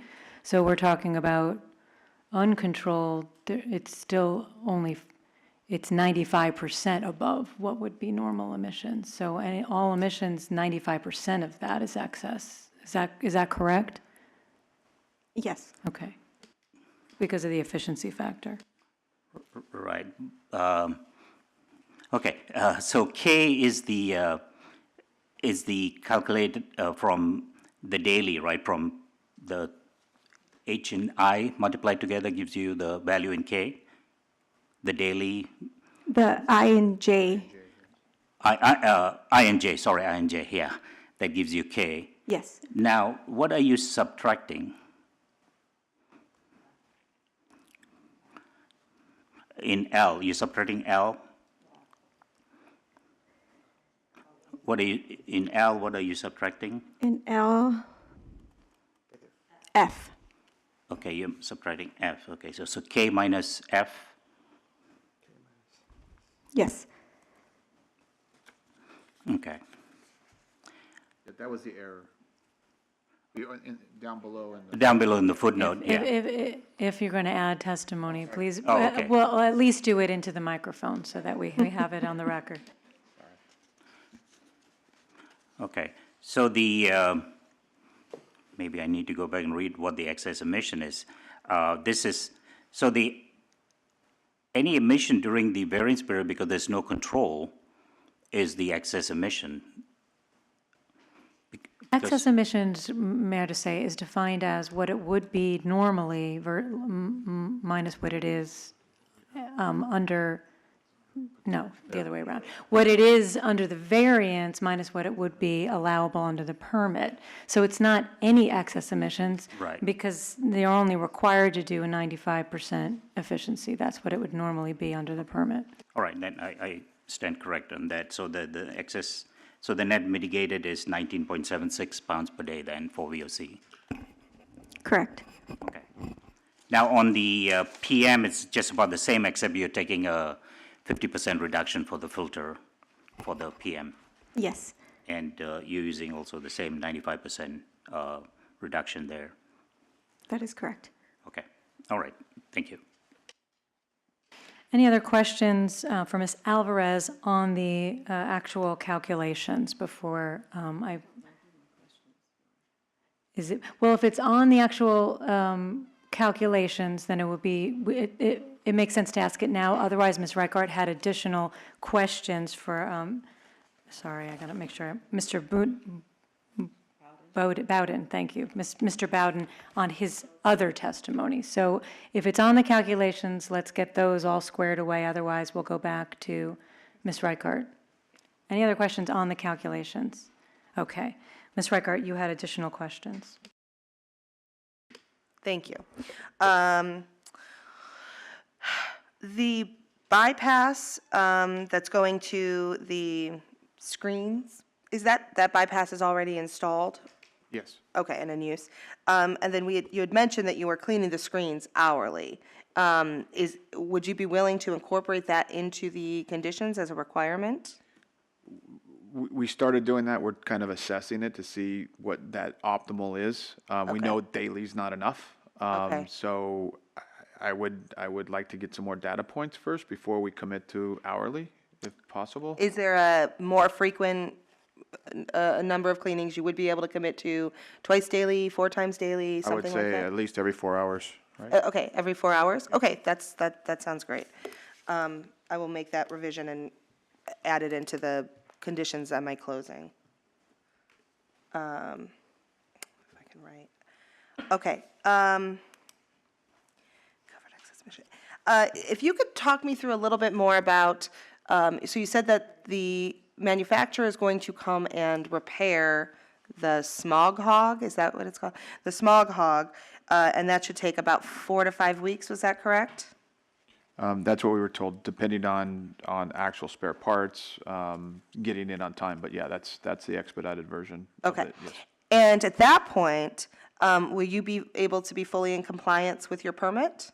It'll be dependent on the exhaust system. The ducts for the exhaust system is probably going to take, I think that's going to be the bottleneck, not necessarily the ESP. I think the ESP will get done faster, and we can confirm that with Armando, but I believe that. So there's a possibility after the repairs that you will be able to be in compliance until you actually get the new ESP, but you're not sure at this point? We should, yes, we should, to answer the question, yes, we should be able to be in compliance once we get the complete exhaust system in place and the ESP. The one thing is we have, on the exhaust system itself, we are going to have that equipped with a fire suppression system. So we're going to do it in 2 phases. If we have the exhaust system from the very beginning with the fire suppression, it will probably take a lot longer because we'll need permitting from the fire department. So we're going to do it in 2 phases.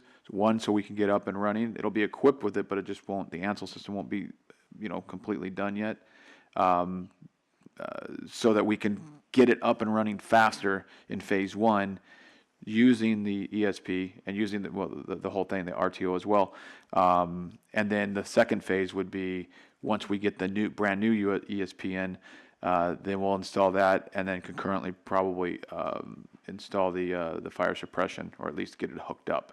And further detail, definitely Armando would be the one to testify. Just in terms of timing, the duct work and all of that should be done in time for when the repairs are done on the smog hog?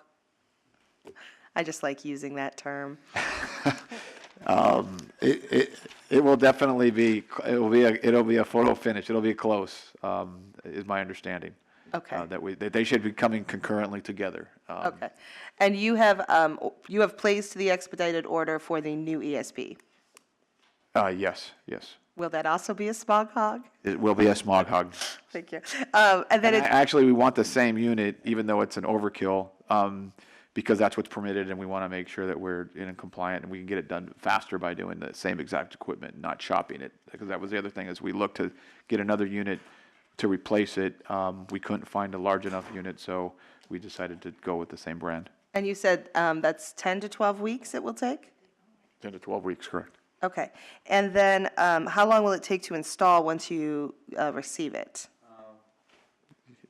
You can defer to him. Oh, he when would you- have to? Yeah, Okay. not- I'm wondering on timing, if there's a chance you're not in, that the repairs won't get you into compliance, then what's the outermost time that you might need a variance for until this new ESP is installed and operable? Are you looking at 12 weeks or a couple of weeks after that? From my understanding, we should be able to do it within the 3-month timeframe, within 12 weeks. Within 12 Yeah, weeks? and we did expedite the capital approval, as I said earlier, the 960,000.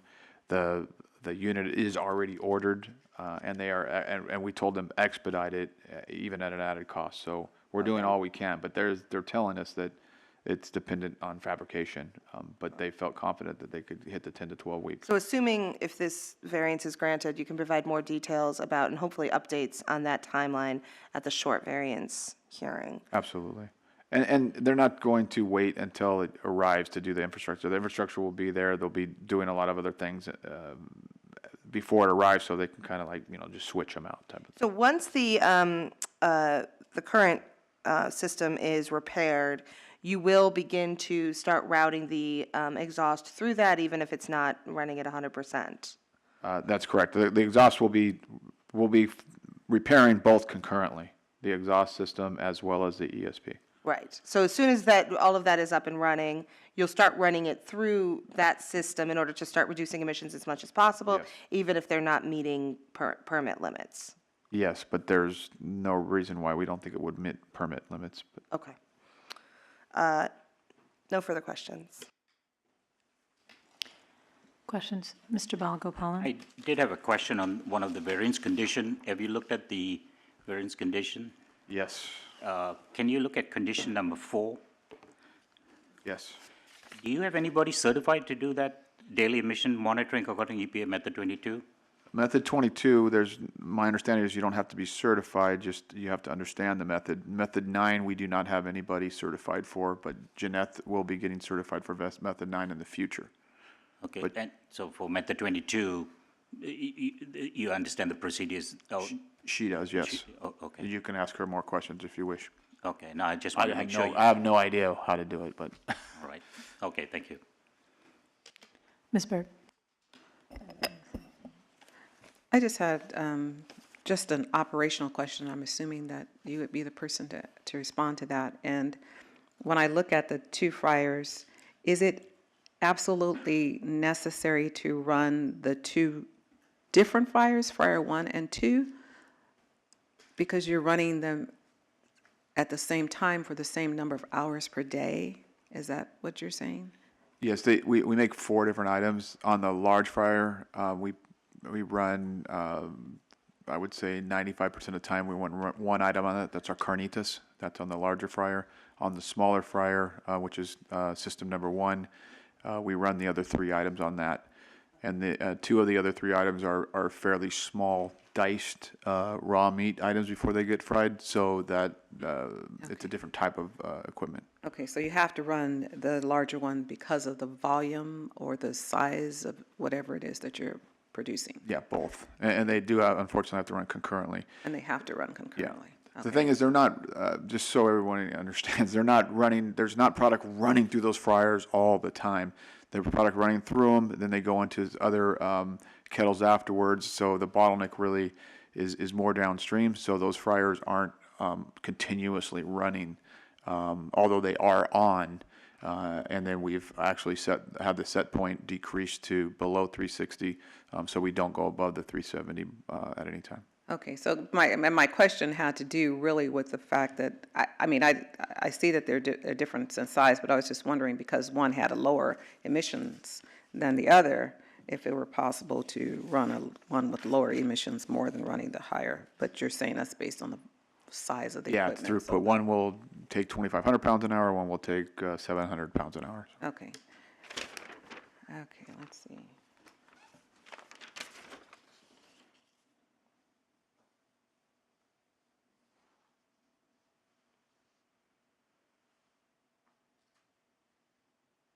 No, I think that's it. Thank you. Senator had questions. You testified earlier that during your assessment of the damages caused by the fire, the RTA was not damaged at all. RTO. That's correct. ESP was. Correct. And during the variance period, at least I understand you saying, that you have a modified ESP while you wait for the new one? Will there be an SP? Will there be an SP in place? They will, until we Yep. get, Yes or no? Will there be an SP? there will not be during the variance period until we get the piece of equipment repaired. So there will be no ESP used and there will be no RTO used during the variance. And that during that period, of course, you get excess emission because you have no control. That's correct.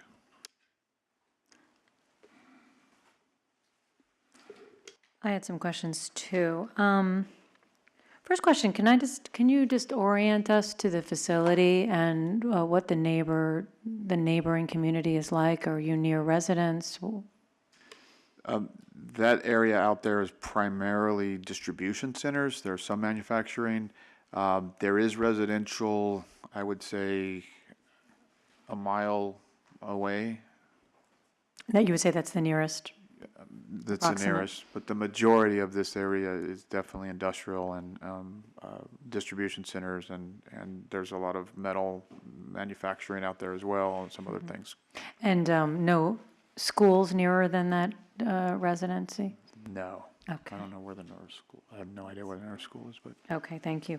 I also had a question. So in the petition, and I think in the testimony, the screens that you're placing, those are new, right? The mesh filters, is that new? That's correct. Okay, but it's already been put in place? That's correct. Okay, so it's not just a frequency of replacing the metal mesh filters that will be a mitigation, but actually the placement of the filters themselves? That's correct. And we did dual filters. We did one on top of another so that there's actually two filter systems instead of just one. And you considered that in the excess emissions and the reductions calculations. What did you base the percentage reductions, and maybe this is for Ms. Alvarez, I don't know, but the percentage reduction, I don't recall if it was 50% reduction in PM, but that whatever percentage reduction, what did you base that on? I'll let her answer that question. Do you want me to let her answer it directly? Yes, that'd be fine. Based on the filtration screens that were purchased, I think that would probably be a better question for Armando, but we provided the specs to our environmental person who conducted the testing, the calculation for us, and that was the information that was provided. And is it based on a certain rating or certification given to those filters? Specs rating on the filters. Okay. So they're not, the filters themselves are not certified to a certain percentage reduction, it's more the manufacturer gives you the specs? Manufacturers, yes. Okay. Thank you. In terms of the reduction in condition number 1 that we're talking about, that is, how significant of a reduction is that from current levels of operation? It's probably about 20% lower than what we need, but we're planning to run additional Saturday and Sunday if necessary, so that we can still get the production needs out the door. Going into the high season, the seasonality holiday that I told you about earlier, we may still have to allocate or prioritize customers, and that's something that we know could happen, and we've already had conversations with customers about that, because we clearly cut them last week and we shared the information of what happened, and that we were going to be here today and talking to you and seeing if we could continue to produce under those conditions. Okay, so let me break that down. You said 20% lower than what we need. Is it, how much lower than is it then? Is it 20% lower than your current levels or before the fire, the levels that you had of production? I haven't really run the numbers, but it's if it were comparing a 5-day work week to a 5-day work week, it would be significantly below that. Below what we need, but since we're going to work extra days, we think we can manage the business by running the extra days. So that's my second question. So it's a reduction, but it's only a per day reduction. It's not an overall reduction over the time frame. Is that what you're saying? Because you're going to be just working more days? We still think with the demand, we're still not going to meet the demand. We might be meeting some of the. Because the demand goes up is the issue in the month of April. So over the whole year, it's probably close on a 7-day versus a 5-day. Okay, say that we were going to set a date for and I was looking at March 26th. So say, we'll get to that, but say it is March 26th that we come back for the for the short variance. So that's 14 days, that's 2 weeks. If you operate in accordance with these conditions, where it's no longer, well, you're reducing your pounds per day, but you're increasing the days that you are operating, overall, will you have a reduction in the excess emissions over the term of 14 days for this interim variance?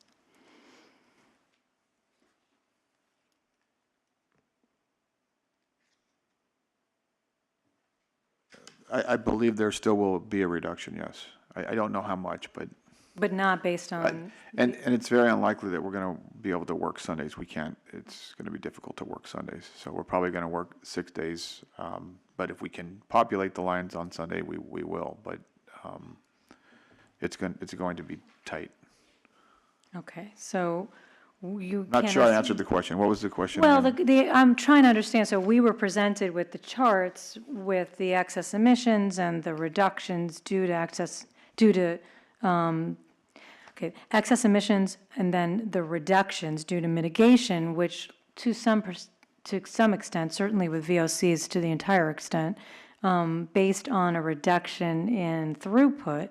But that reduction in throughput is on a per-day basis, but not overall over the entire term of over the 14 days, say, of the interim variance. So it's not, I'm trying to understand how much of a reduction we're going to actually see.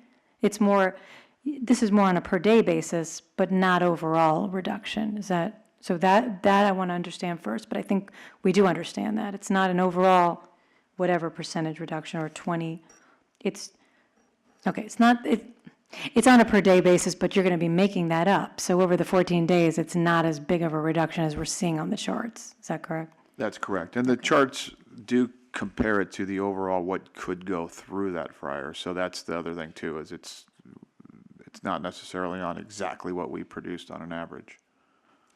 Are you planning to reduce over, say, the term of the variance overall? Are you planning to reduce your throughput? Or is it just to make it work on 6 or 7 days as opposed to 5 days? There'll be some reduction. There'll And be some you- reduction because we can't fill the 7th day for one, but also there'll be some reduction because we know that the demand is going to go higher than what we can produce, even with the 18,000 and 6,000, even if we did 7 days a week. So we know that we're already capping ourselves a little bit, just based on the seasonality of the business for Cinco. Just one more question on that. So you're looking to meet demand, but not to store any additional product? Is that the difference? Or to make excess We product? still won't, we're still not going to meet demand because I know what happens during this time frame, and there's going to be a higher demand than we can make on the 18 and the 6, even at 7 days a week. Okay. In addition, if we did make a commitment that we're not going to produce to inventory, we don't carry a lot of inventory anyway, but if we don't have the orders on Al Pastor, we're not going to make any Al Pastor on the blind, and we would do that in the past. So we're going to do as much as we can to mitigate, production. But I also know that what's going to happen is the demand is going to exceed the 24,000 pounds altogether anyway.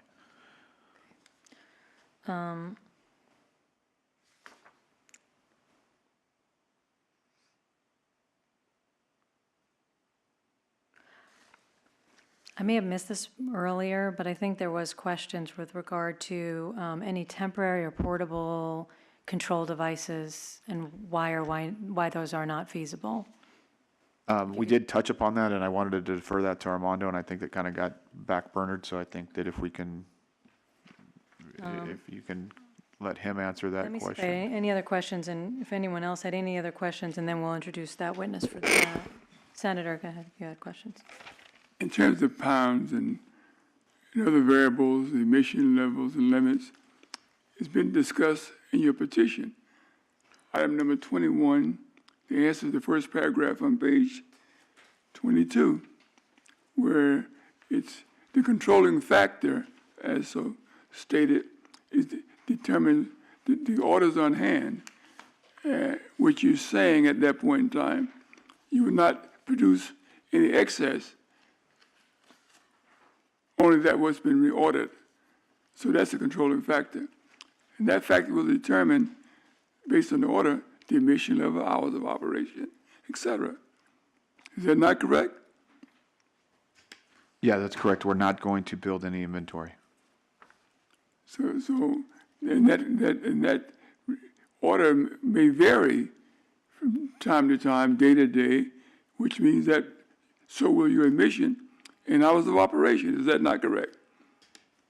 It's correct that we do vary our hours of operation on that line depending on demand. On demand. But with the 18 and the 6, I think we're going to be running pretty much the 2 shifts, 8 hours a shift. But there are times that we're not, that we don't run those all 16 hours. There's definitely times that happens. Well, there's your variable.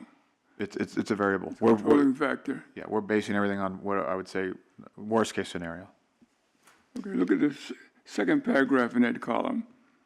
We talked about the plans to install metal mesh filters on the roof, exhaust point to help condense and trap oil particulates. And you can talk about cleaning that up on a daily basis. I raised that early on about the emission of the particulate matter. What do you do to make sure that the guy up there is cleaning it? Because it'll go into the atmosphere, be emitted into the atmosphere.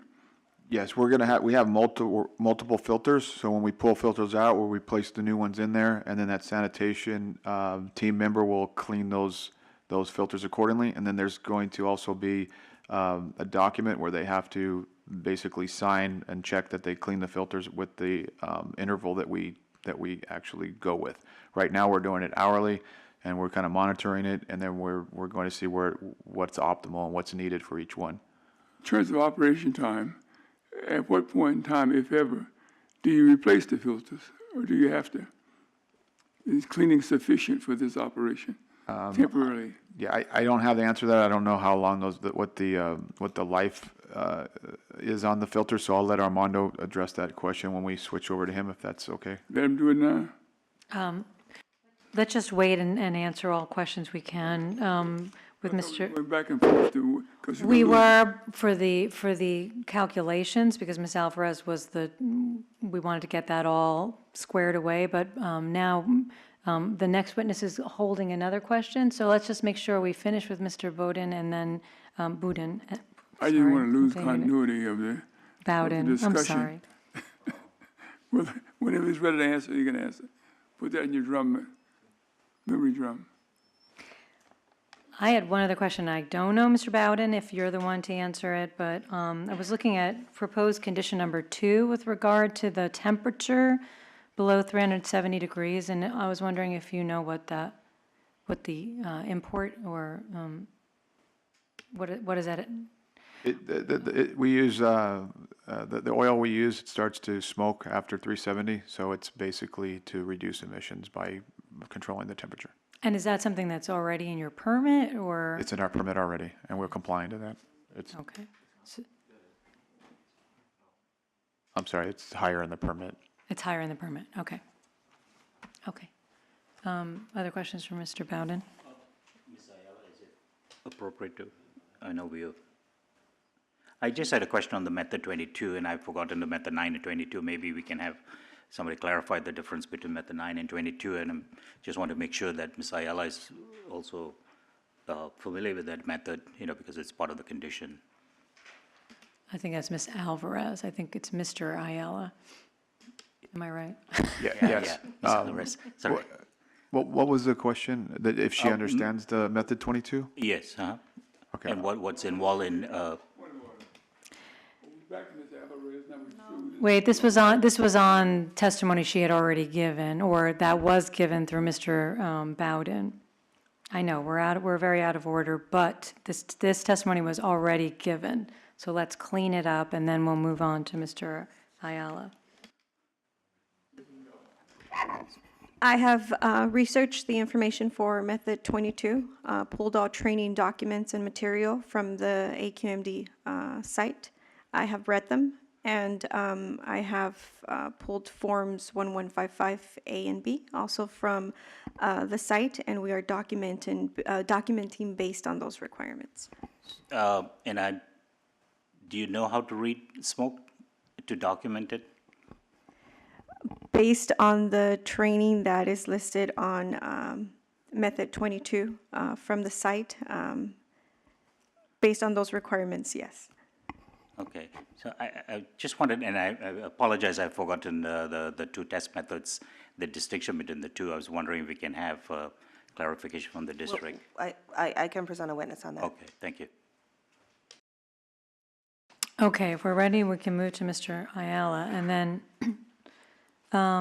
do you need, Madam Clerk, do you need him to, I don't think he, on the merits, has testified, but he did testify, if I'm right, if I'm remembering correctly, on good cause on that portion? Okay, already, but already, we don't need any of the other introductory. Okay. Mr. Ayala, let's start with, the senator had questions. You could repeat it again? Well, I'm just trying to make this as orderly as possible. I understand you're doing a very good job at it, too. The condensed oil going to the filter on the roof, and it's cleaned daily, so they say, and to prevent it being emitted into the atmosphere, which is a bad deal if that were to happen. And now my question was the life of the filter. Even in normal operation, that filter is up there on the roof. What's the life expectancy of the filter? And now that it's being saturated with additional oil, what's the expected life of the filter? Based on the 4 days that we have run right now, the filters look good. We're expecting a 1 week lifetime on those, but That one what? 1 week. Okay. But we have extra filters available upstairs just in case we need to replace them. How do you determine that 1 week and you clean it every day? You clean this every day, right? Yes. And how then you determine that 1 week you should replace it? Well, based on what we've seen right now, on the I just told on the 4 What days. do you see? Is it clogged? No, but we have experience on those merge filters before on other equipment, so we guess that 1 week will be the life. How do you measure whether or not that it's finished? What do you do? Just by looking at it? Yeah, by looking at it, we see the merge on it. It starts to the aluminum starts to get dirty and I don't know exact words to have a little bit of wear on it. All right, next question. When you change the filter weekly, do you notify the district, you document that? Yeah, we're gonna document everything. You're going to, do you document it? Yeah. Do you document it? Not right now because we only have been running for 4 days. Yeah, but even in normal operation, you should do that. Yeah, we are. Okay, you're going to do that. You're going Yes, to document yes. when you change the filter and what conditions the filter then requires it to be changed. Yes. Correct? Okay, Yes. thank you. But yes, so I think we established that. Did anybody else have any questions for Mr. Alley? Yes, Mr. Balagopalan. Mr. Ayala, did you look at VOC, like a temporary VOC control measure, like carbon absorption or something? We did after the incident. Friday morning, we started reaching out to Smog Hog Company and looking at to other companies that have ESPs. But based on our demand, our ESP is rated for 13,000 CFMs, and 2 fryers will be around 8,000 CFMs. There was no equipment out there that can handle that on a rental basis. We will still need the ducts that we are right now handling to get something that big or engineering just to on a rental. Are you talking about ESPs that are available? Yes. What about, did you look at other technology like carbon absorption or other temporary means of controlling VOC during? Not really. We were under the impression that we needed an ESP to handle the emissions through our RTO, our oxidizer. Is that something that you can investigate before you come back for the of course I interim and can. give us an update if something is? Yeah. Okay. On the smog hog Mm-hmm. up there, which is there currently, do you have a barrel, like caustic solution for daily cleaning? Not on a daily cleaning, on a daily basis. Normally, okay, so there is nothing there at all to wash down? No, And you do it only once a month? once a month. Okay, thank you. Any other questions? And I guess we should throw it open. Any other questions for any of the witnesses?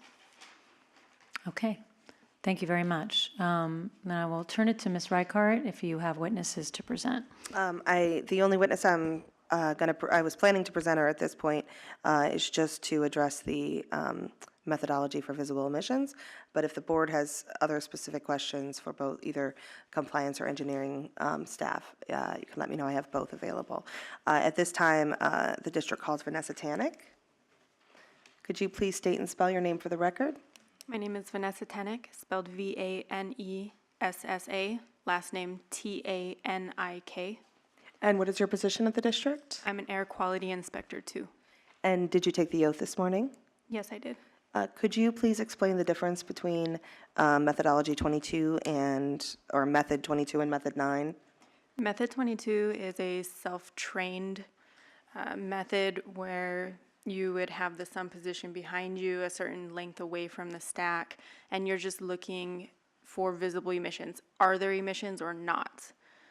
And with method 9, you get trained and you get regularly recertified with the California Air Resources Board to read the opacity of the smoke. So how thick is the smoke and how far can you see through it?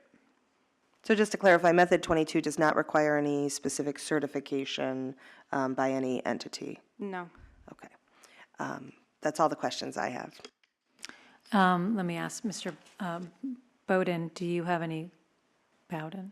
I'm so sorry. I really have problems sometimes. Bowden. Is it Ms. Prusak or? It is Ms. Prusak, and people do get it wrong often, and I understand. Because you can see why I understand. It's about a 50-50 with Bowden Bowden, so I'm fine either way, thanks. I'm fine with where we're at. Usually I do phonetics, but I can't figure out how to do that. Anyway, in this case. Do we have any questions for, well, I had one question. I just wanted to be clear. Now that we understand that the difference between method 22 and 9 is 22, it's just, is there any emissions visible? 9 is to read the opacity, but I just want to be clear that condition 4 requires a notification to the district for any visible emissions. Is that how you read that condition? Yes. Okay. Any other questions? I have a question on that, actually. When we received the new conditions on Friday, actually the only condition that was amended was condition 4, and it did add that when you see something that you need to call the 1-800 number. And actually, Jeanette did call that number yesterday when she was on the roof inspecting. So that's something that could happen, I'm assuming regularly, depending on this. We call daily on this every time it comes up, or is it something that there's a little bit of confusion there on my part? So you would call every time it happens, you get a new notification, and we would investigate either by coming in person or calling and asking what the temperature of the fryers are so that we can verify that it's below the 370. Does that answer sufficiently? Yes, that's fine with us. Okay. Ms. Byrd has a question. I just want to make sure that I understand, because the condition says conduct daily visible emissions monitoring. Is that, I mean, are we saying once a day, twice a day? Or are we just saying that shall conduct visible emissions and if observed, report within an hour? I guess it doesn't, to say daily, to me, I was thinking that might mean at 9 o'clock every day I go out and observe and see if there are any emissions. And so I just want to make sure that this reflects what we're trying to say. Yes, so the way that the condition is written, it's just once a day. Typically, people will go out at about the same time, and we always ask that it be operating while they do the evaluation, but it's not continuous. It'll be once a day. Okay, so conduct one-time daily visible emissions, and if those emissions are observed. So that doesn't say that if I see them any other time, right? No, Like it I does just not. happen to see. Okay, so just one time, and the district is good with one time per day. Yes, that was The our same. intent. Okay, I just want to make sure, thank you. Any other questions? Mr. Balagopalan? Ms. Ayala, when you said you saw visible emission, what exactly did you notice, and what time of the day was it? And Wait, are we back to Ms. Alvarez? Okay, we're over here. Sorry. Okay, wait. My apologies. No. we can go back and ask if you need to, but let's first make sure that Ms. Tannick, if we had any other questions before we bounce around. Any other questions for Ms. Tannick? And there were no other, you do not, The district does not intend to call any other witnesses unless the board has specific questions that need to be answered. okay, and you have a question for Ms. Alvarez? Okay, why don't you ask that then? I'm sorry, is it, Miss? No, Ayala, my apologies, it's Miss Alvarez, right? Is that right, yeah? I thought I wrote it down, okay. So we heard that you called it in, you called the 800 cut smoke. Yes. What did you observe on that day when you, that necessitated you to call it in? So after we reviewed the conditions on Monday, we noticed that it said if there's any emissions. When I went up to the roof, it was around 1:50 p.m. And we had only one fryer in operation, which was fryer 2. For fryer 1, we saw nothing coming out of the stack. On fryer 2, we did notice a bit darker emission coming from stack 2. So we noted, we recorded using a stopwatch, 2 stopwatches. And then we called the number right after we came down, and we noted the confirmation number that they provided. Did you notify maintenance to have check the filters or anything to see what the cost may be? Yes, we had sanitation and maintenance crew at the moment on the roof. So we pulled out the screens, and there was, some particulate, but it was not a heavy grease buildup on the filters. And we confirmed that the fryer was operating at a temperature below 370. So the temperature at that moment was 365. Okay, thank you. Now I'm going to play a little ping pong. Sorry, I don't know, this is a question for Ms. Tannick, if you can answer this question. But I'm just doing some calculations, and I was trying to figure out what the total emissions might be over the variance and whether they're significant. Do you have any experience with the emissions from this or similar types of operations? It sounds like that would be better answered by our engineer. Yes, and the question I'm going to have is whether or not I'm looking, and I did it based on 12 days or 14 days, a total of 144 to 168 pounds of PM total, and similarly 237 or so to 276 pounds of VOC total. And I without speculating, I wanted to see if I could get some just ballpark opinion of how significant those excess emissions are, because it's my one hang up. So would your witness be able to do that? Yeah. The district calls Shannon Lee. Please state and spell your name for the record. Shannon Lee, Shannon, Lee, Lee. And what is your position here at the district? I'm a senior air quality engineer. And did you take the oath this morning? I did. Okay. And do you understand Ms. Prusak's question? Just to recap, it was more of the significance of the 237 pounds or of VOC or PM that. That's may be right. in So when I calculated it, say we hear this case on a short So it would last either 14 days or the testimony was probably they would be operating 12 days out of that because it would be 6 days a week. So somewhere between 144 to 168 total pounds of PM. And my calculation was somewhere, and this is after mitigation. Right. Between 237 and 276 pounds of VOC. And just if you could give us some perspective on, if possible, on the significance of those amounts. Obviously, these are significant compared to if they would have been controlled.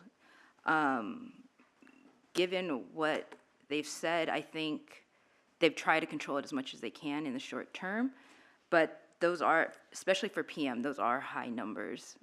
Most increases over a pound would need to be offset with ERCs, so obviously 168, well, a pound a day, I should say. So 168 pounds is quite significant. Thank you. That just opens up more questions for me. I don't know, board members, for you, but I would like to explore just a little bit more with the facility as to whether or not more reductions could be made, because when we were first presented with the charts and the reductions, it seemed significant, but then to see that will be made up by additional days of operation, I'm wondering if there's any other reductions in operation that could possibly be done, even over just the short term of this interim variance of 2 weeks timeframe. Okay, before I ask that question, then let's get more. Ms. Byrd has a I'm question. sorry, I thought that I heard you say that 144 pounds in a day would be significant, but this, for 144 over the period of 2 weeks. Right, Did you say so- that would be significant? Over a pound of day is significant on a daily Over a basis. So at Okay. 12 Okay, days, I got you. over 12 pounds a day is significant. Okay, okay, thank you. I just wanted to make sure I heard you. Could you explain what you mean by it's a pound a day is significant? In what context? That's a threshold for us. If a new piece of equipment or a modified piece of equipment has a potential to emit greater than a pound a day, they need to offset those emissions by purchasing ERCs or doing something to show us that they can be offset. And so for us, that's the significance limit. So anything more than that, they're going to have to offset that much more. Or would require control equipment? Correct. And if it's less than that, what does that mean? It wouldn't need, if it's less than the pound, it might not need control, or it wouldn't need control that would control maybe a 90%, maybe something that's 80% is doable. So something that might not be the top level control if it's less than the pound a day. Okay. And is the retirement or purchase or what have you of ERCs something that is possible in the situation? I don't, I wouldn't think so, not in Okay. this situation. okay. Mr. Balagopalan? In your engineering judgment, the 50% they took for efficiency, is that a reasonable assumption? agree with that. They agree with that, yeah. And also for VOC control, are there different things they can investigate to look at controlling temporarily the VOC? There's always research to be done. Off the top of my head, I didn't know any that would fit into this configuration. Okay, thank you. In terms of portable controls or anything like that? Okay. Right. Okay, thanks. Okay, before I, again, ping pong and go back to the facility for my question, does anyone else have any questions for either of the district witnesses? Okay. I don't know who would like to respond to my overall question, but as part of our 6 findings, we do need to weigh the harm to the facility versus the excess emissions that we would essentially be allowing under the variance. And so I want to explore a little more, what the facility would be willing to do in terms of a further reduction over the term of the interim variance, if there's any more reductions that are possible. Hang on.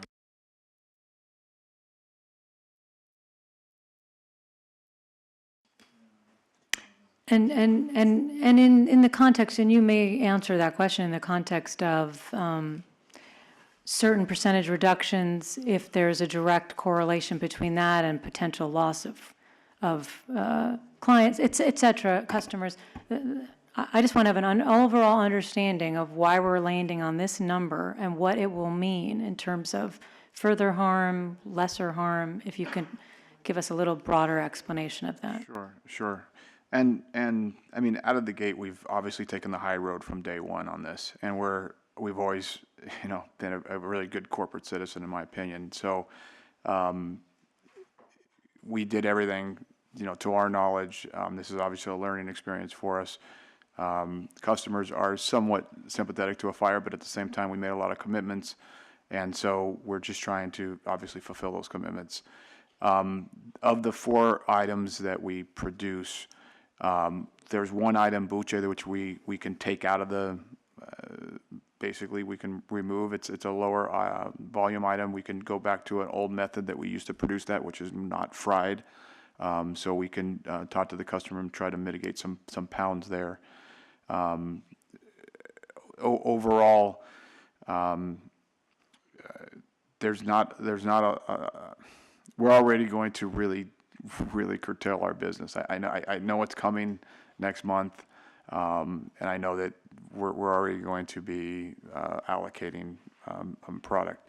Long term, we have a secondary facility, but it's not going to be up and running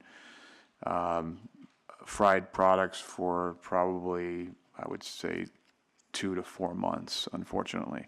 The timing was really bad on that, but it's in outside of Oklahoma City, but that's neither here nor there. But going forward, we are going to be reducing our emissions in general, but it's just a timing thing. So I think we can make a big effort to take that other product and change the methodology of the way we cook it.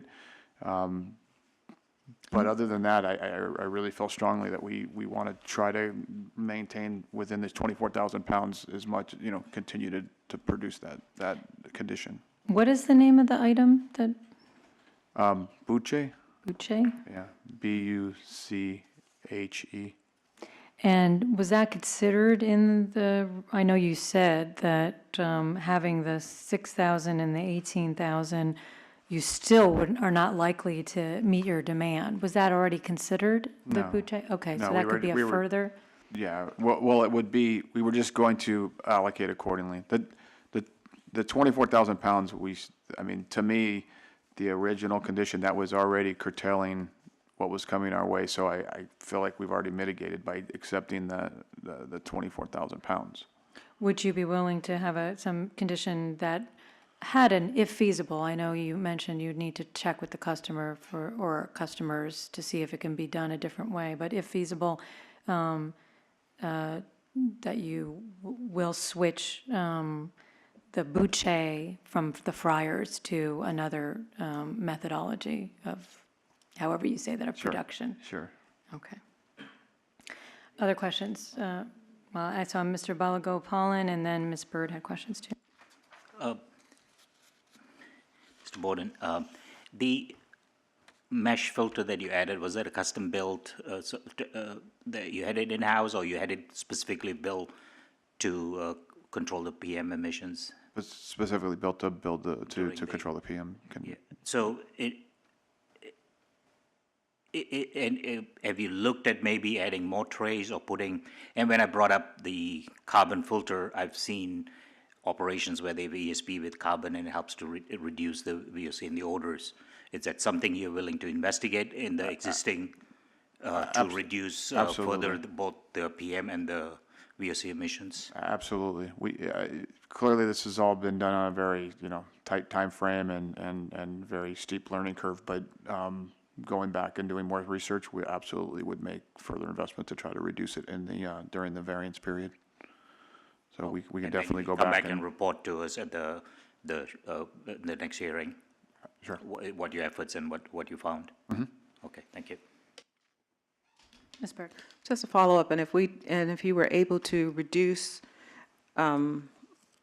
the emissions by not frying the buche, how much would that contribute to the overall, I mean, what percentage are we talking about? Out of all of these things that you're producing, what percentage is that? It would be a guess. It would probably Ballpark. 5 to 8%. 5 to 8% of your production? Okay. And then my other question was, with the equipment that you plan to bring in to replace the equipment that you were repairing, is it a more efficient, or will the emissions be lower in the future based on that new equipment? And if so, do you know how much? I don't have that answer, but I'm making as I said earlier, we're already, I think we're complying to a 99% almost right now because of the equipment. As I said earlier, I think it's kind of a bit of an overkill. The equipment we have in place for the amount of emissions we create from those two fryers. But I don't have that answer. I don't know if. And I'm not sure if you would. I thought I heard someone say that there would be fewer emissions with the new equipment. So I was just kind of following up on that. It would be within the compliance of the original, Okay. the original permit, but I think we're actually better than the 95% with the current permit. With the current equipment we have in place. So I didn't hear anybody say that then, maybe. Okay. I thought I did, but maybe not. Okay. We are, as I mentioned, we are going to upgrade the exhaust system to have fire suppression in it. So that would be an upgrade. I have the detail of everything we're going to be installing if you want to see that as an exhibit, and the cost associated with it. Okay. I don't think I need to. Okay. Thank you. Mr. Bonin, were you, after the new system is installed, were you planning to do any kind of testing to see how efficient it is, both the ESP and the RTO? I know you were not required in the permit to do that. I think the testing you done was pre-control. That's the data that was present 2010. But is that something that, because you're throwing numbers 95, 99%, unless you do a test, you cannot substantiate that, basically? That's something we could do. We don't have it on our current plan to do, but if that's something that would, help the cause, then yes. Okay, thank you. Senator, you have a question?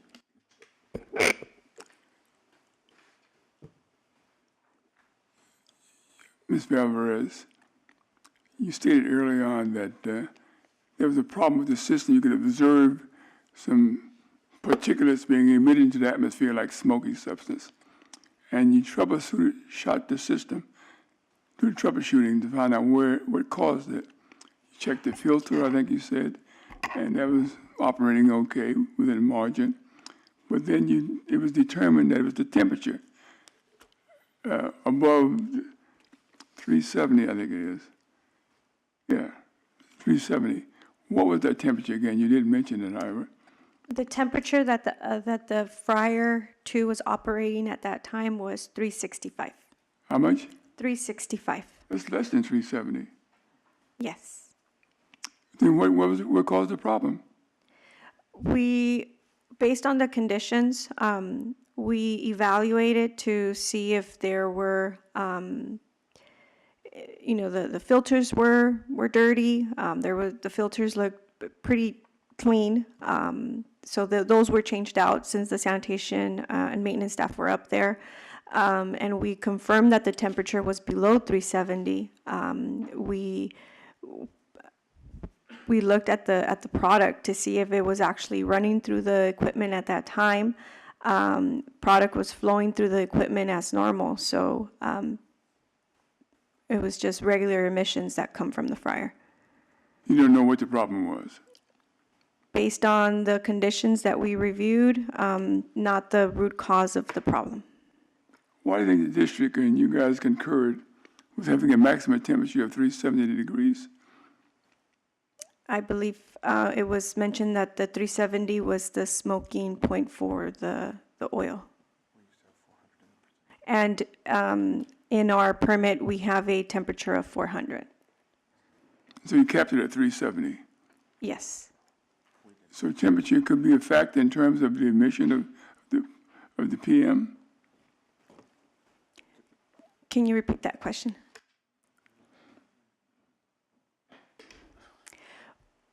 We are aware that there will be emissions coming from the fryer, but we are internally doing everything to mitigate those emissions as much as possible. What are you doing?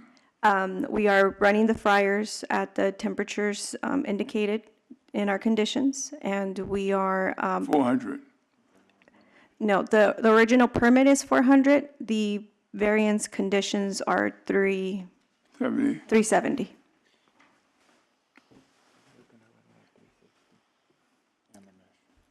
And with the mesh screens as well. But we are trying to stay below that 370 degree point provided in the condition. If you ran it at 350 or 300, would that be a determining factor in reducing the PM? I don't, not necessarily, but I would defer that question to Armando. He knows the equipment better. Can you hold on to the question, Mr. Ayala? You can, Thank you. you can answer it now.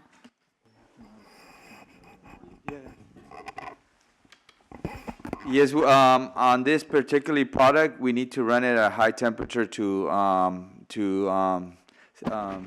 what's the word? To caramelize it. At 370, it will, because we were running very close to 370, and that's the smoking point. We determined that we could run it at 360. So at 360, we're putting our set points now on the fryers. Okay, so at 360, it was smoky substances in the atmosphere being emitted. And you don't know what the problem is. Anything you could point to or guess at that might have caused that problem? Yeah, because we were running very close to the 370 set point, because that was the original number that that was given to us. But now we set pointed at 360 to prevent going any close to 370. And normally that smoke would be going through your control device. That's right. Okay, so you're just trying to lower the temperature to lower the risk of there being smoke in the first place. That's right.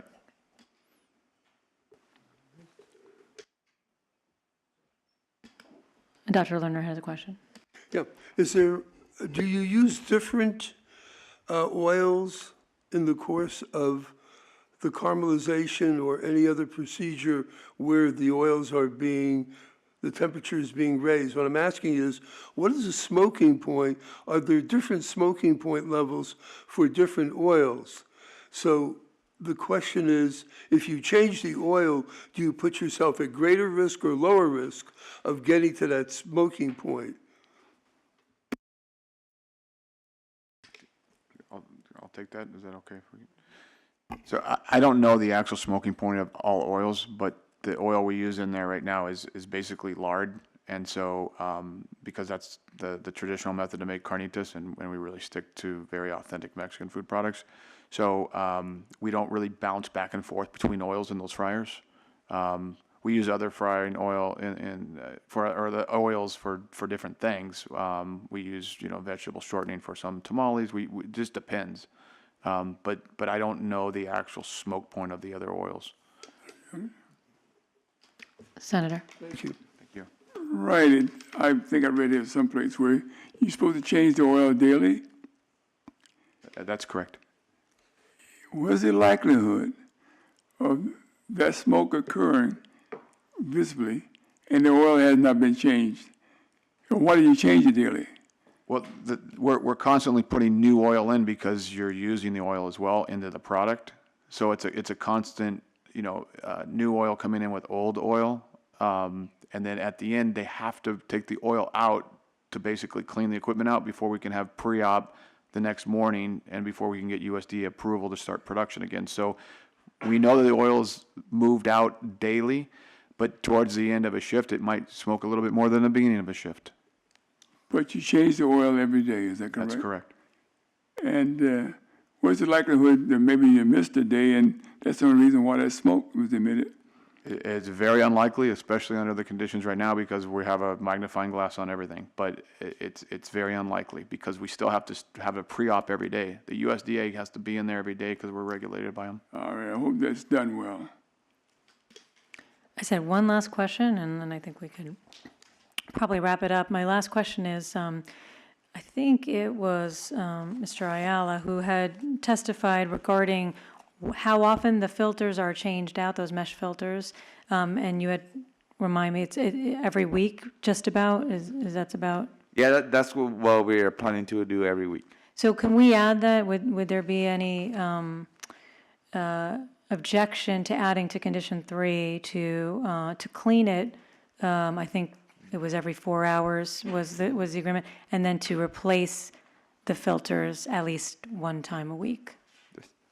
Does that make sense? Would you agree to that? We agree to that, yes. Okay. Okay. I think that wraps up both sides' testimony, and we can conclude the hearing. And I don't know, Mr. Bowden, whether you would like to make a closing statement at this point on the 6 findings we need to make. No, I just, again, want to, I'm glad there's a process like this in place. Clearly, we didn't anticipate this. It's something that I feel we got really lucky on, and we're putting a lot of, safeguards in place going forward so this won't occur again. But also, we're really fortunate that there is a process like this so that we could get going as quickly as possible. So, so far, it's been not, clearly there's some damage to our business, but it's been mitigated a lot. So I appreciate the fact that there's a process in place and you're having it happen rapid like this. Thank you. Thank you. Ms. Reichart, any closing? Thank you. Would the board like me to try to revise that condition to reflect, or is the board going to do that during your? We could do that orally if you have something already I have written. something. I did not add in the changing out of the mesh filters, but in order to make sure that condition number 3 is clear, I propose that we state after petitioner shall replace cooking oil, and then we insert at least daily, because if we change it all at the end, it will sound like they have to do both. And then we say, and clean the metal mesh filters at least every 4 hours during operation, and then on frying system 1 and frying system 2, and then strike the rest. Okay, And then we can just add in, I guess if we want, petitioner shall, replace each yeah. metal mesh filter at least one time per week. Yeah, that sounds good. And then subject to compliance with these proposed conditions, the district is not, I had one more thing, sorry. The district is not opposed to the granting of this variance. And in terms of the significance of the emissions, I did just want to point out that the excess emission fees for both of those emissions would still be less than the daily minimum. You're looking at $25 for PM and $60 for VOC. So just wanted to point that out in terms of their significance and for your deliberations. Thank you, that is very helpful because I'm looking for any benchmark. Thank you. Okay, board members, anyone like to begin? I can begin otherwise. Let me just run through these. I think we can make the findings. I think I struggled on the one finding, but I think that this fire was unforeseen. We already really established that in finding good cause to move on with the merits of this interim variance. But I think it's very significant that there's only been one other fire. The fire department was not even called. It seems to me these are very credible witnesses, and it seems to me that what they have detailed for us are very meticulous operations and very diligent operations. So I believe that the fire and what occurred was just unforeseen and beyond their reasonable control. But I'd start with the violation is they are now, it's uncontrolled because that fire did damage the ESP and the ducting, and we saw pictures of that. And so they cannot be in compliance with their permits, which require under condition 3 of each, that these fryers be vented to the pollution control device, which includes the ESPs that are fully functioning. They're not functioning at all because of the ducting and the damage to the ESP itself. There would be, we heard testimony, there would be significant impact, which would be an arbitrary or unreasonable taking of property. And in this case, between now and when we could hear this, and I believe March 26th would be the first time, because I had a discussion with the clerk, and they can start posted notice as early as today, but tomorrow, and that would be the first time we could hear the case after that. But between now and then, we heard in the millions of losses, and in particular because it was unfortunate timing of the very busy period in advance of Cinco de Mayo, and some significant demands, customer demands and promises that were made by the facility to fulfill that. And then the closing or taking without a corresponding benefit and reducing air contaminants, that's where I struggled a little bit. If you look overall, there's some significant excess emissions from PM and VOCs, PM in particular we heard about, but as was put into perspective by Ms. Reichart in her closing, it is still below, and when you talk about excess emission fees, below that minimum amount. So when you're looking for a broader perspective, it is significant, but we can compare it with the significant impact to the facility. I could make that balancing, and in particular, I can put that there based on what Mr. Bowden was saying about the diligence of trying to get this fixed quickly, expediting the at least the temporary fix, looking into that temporary fix, knowing that that could be done, of the ESP, and getting that done as quickly as possible, limiting on a daily basis and somewhat on a overall, over the term of the interim variance basis, the excess emissions to the maximum extent they can without starting to lose customers and having a real toll on the business long term, and the laying off of customers, and in the end taking out even the agreement of taking out, if the board agrees with that, the Boucher, I can't even read what I say, Boucher product, can't even read my own handwriting, product. So I think I can make that finding, that weighing. And consideration to curtailing operations, we've heard they're curtailing it.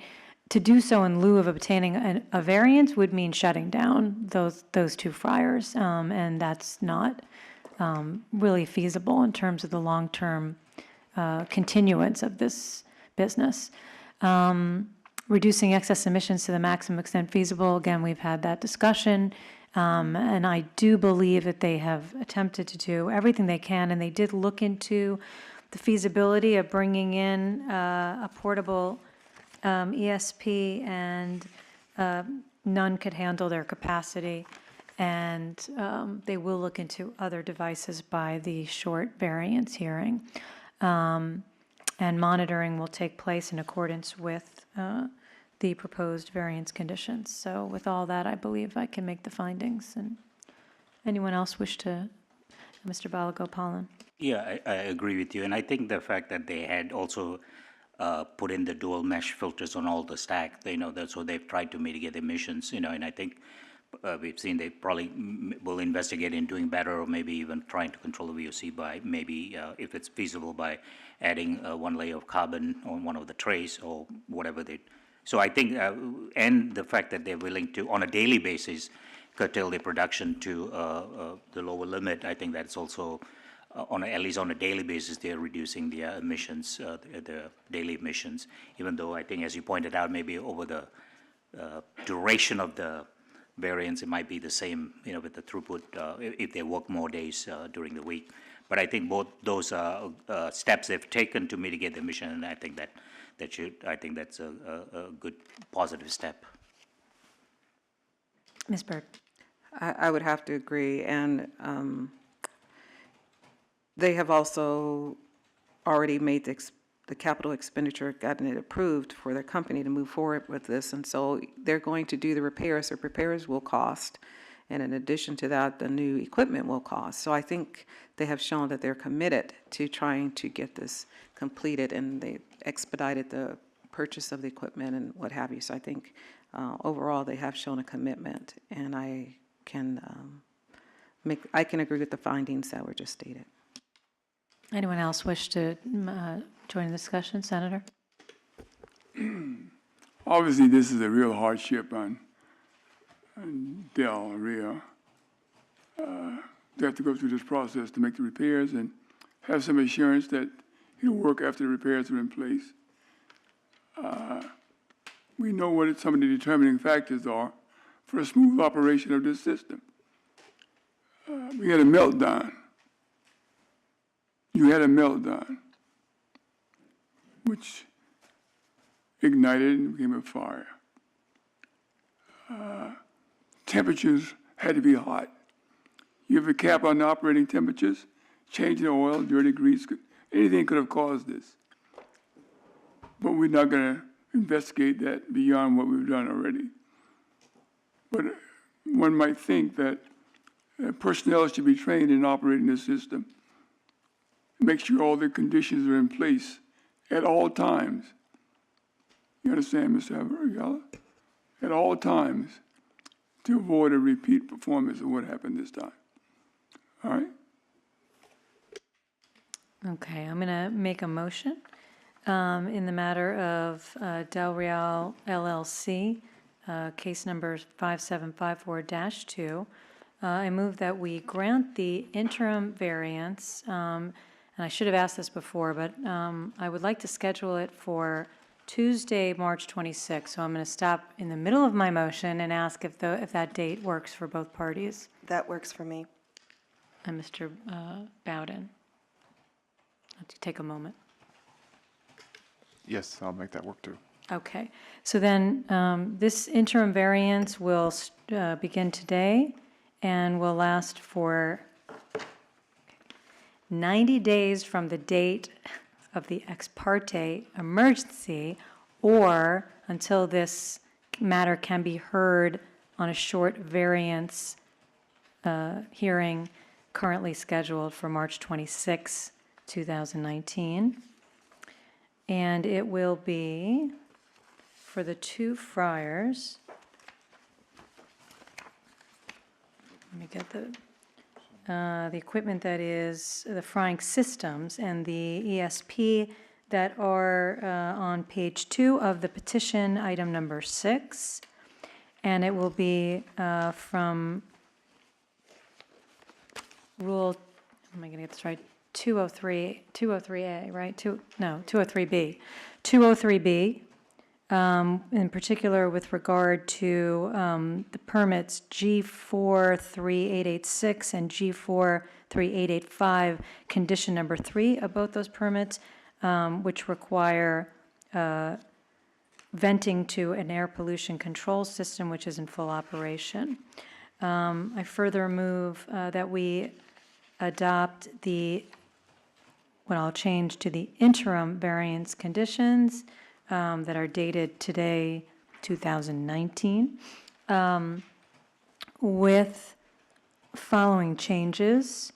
First, I would like to add as a new condition number 2, the following, starting with the words "if feasible," comma, petitioner shall not fry. Go ahead. It's boucher product during the interim variance period.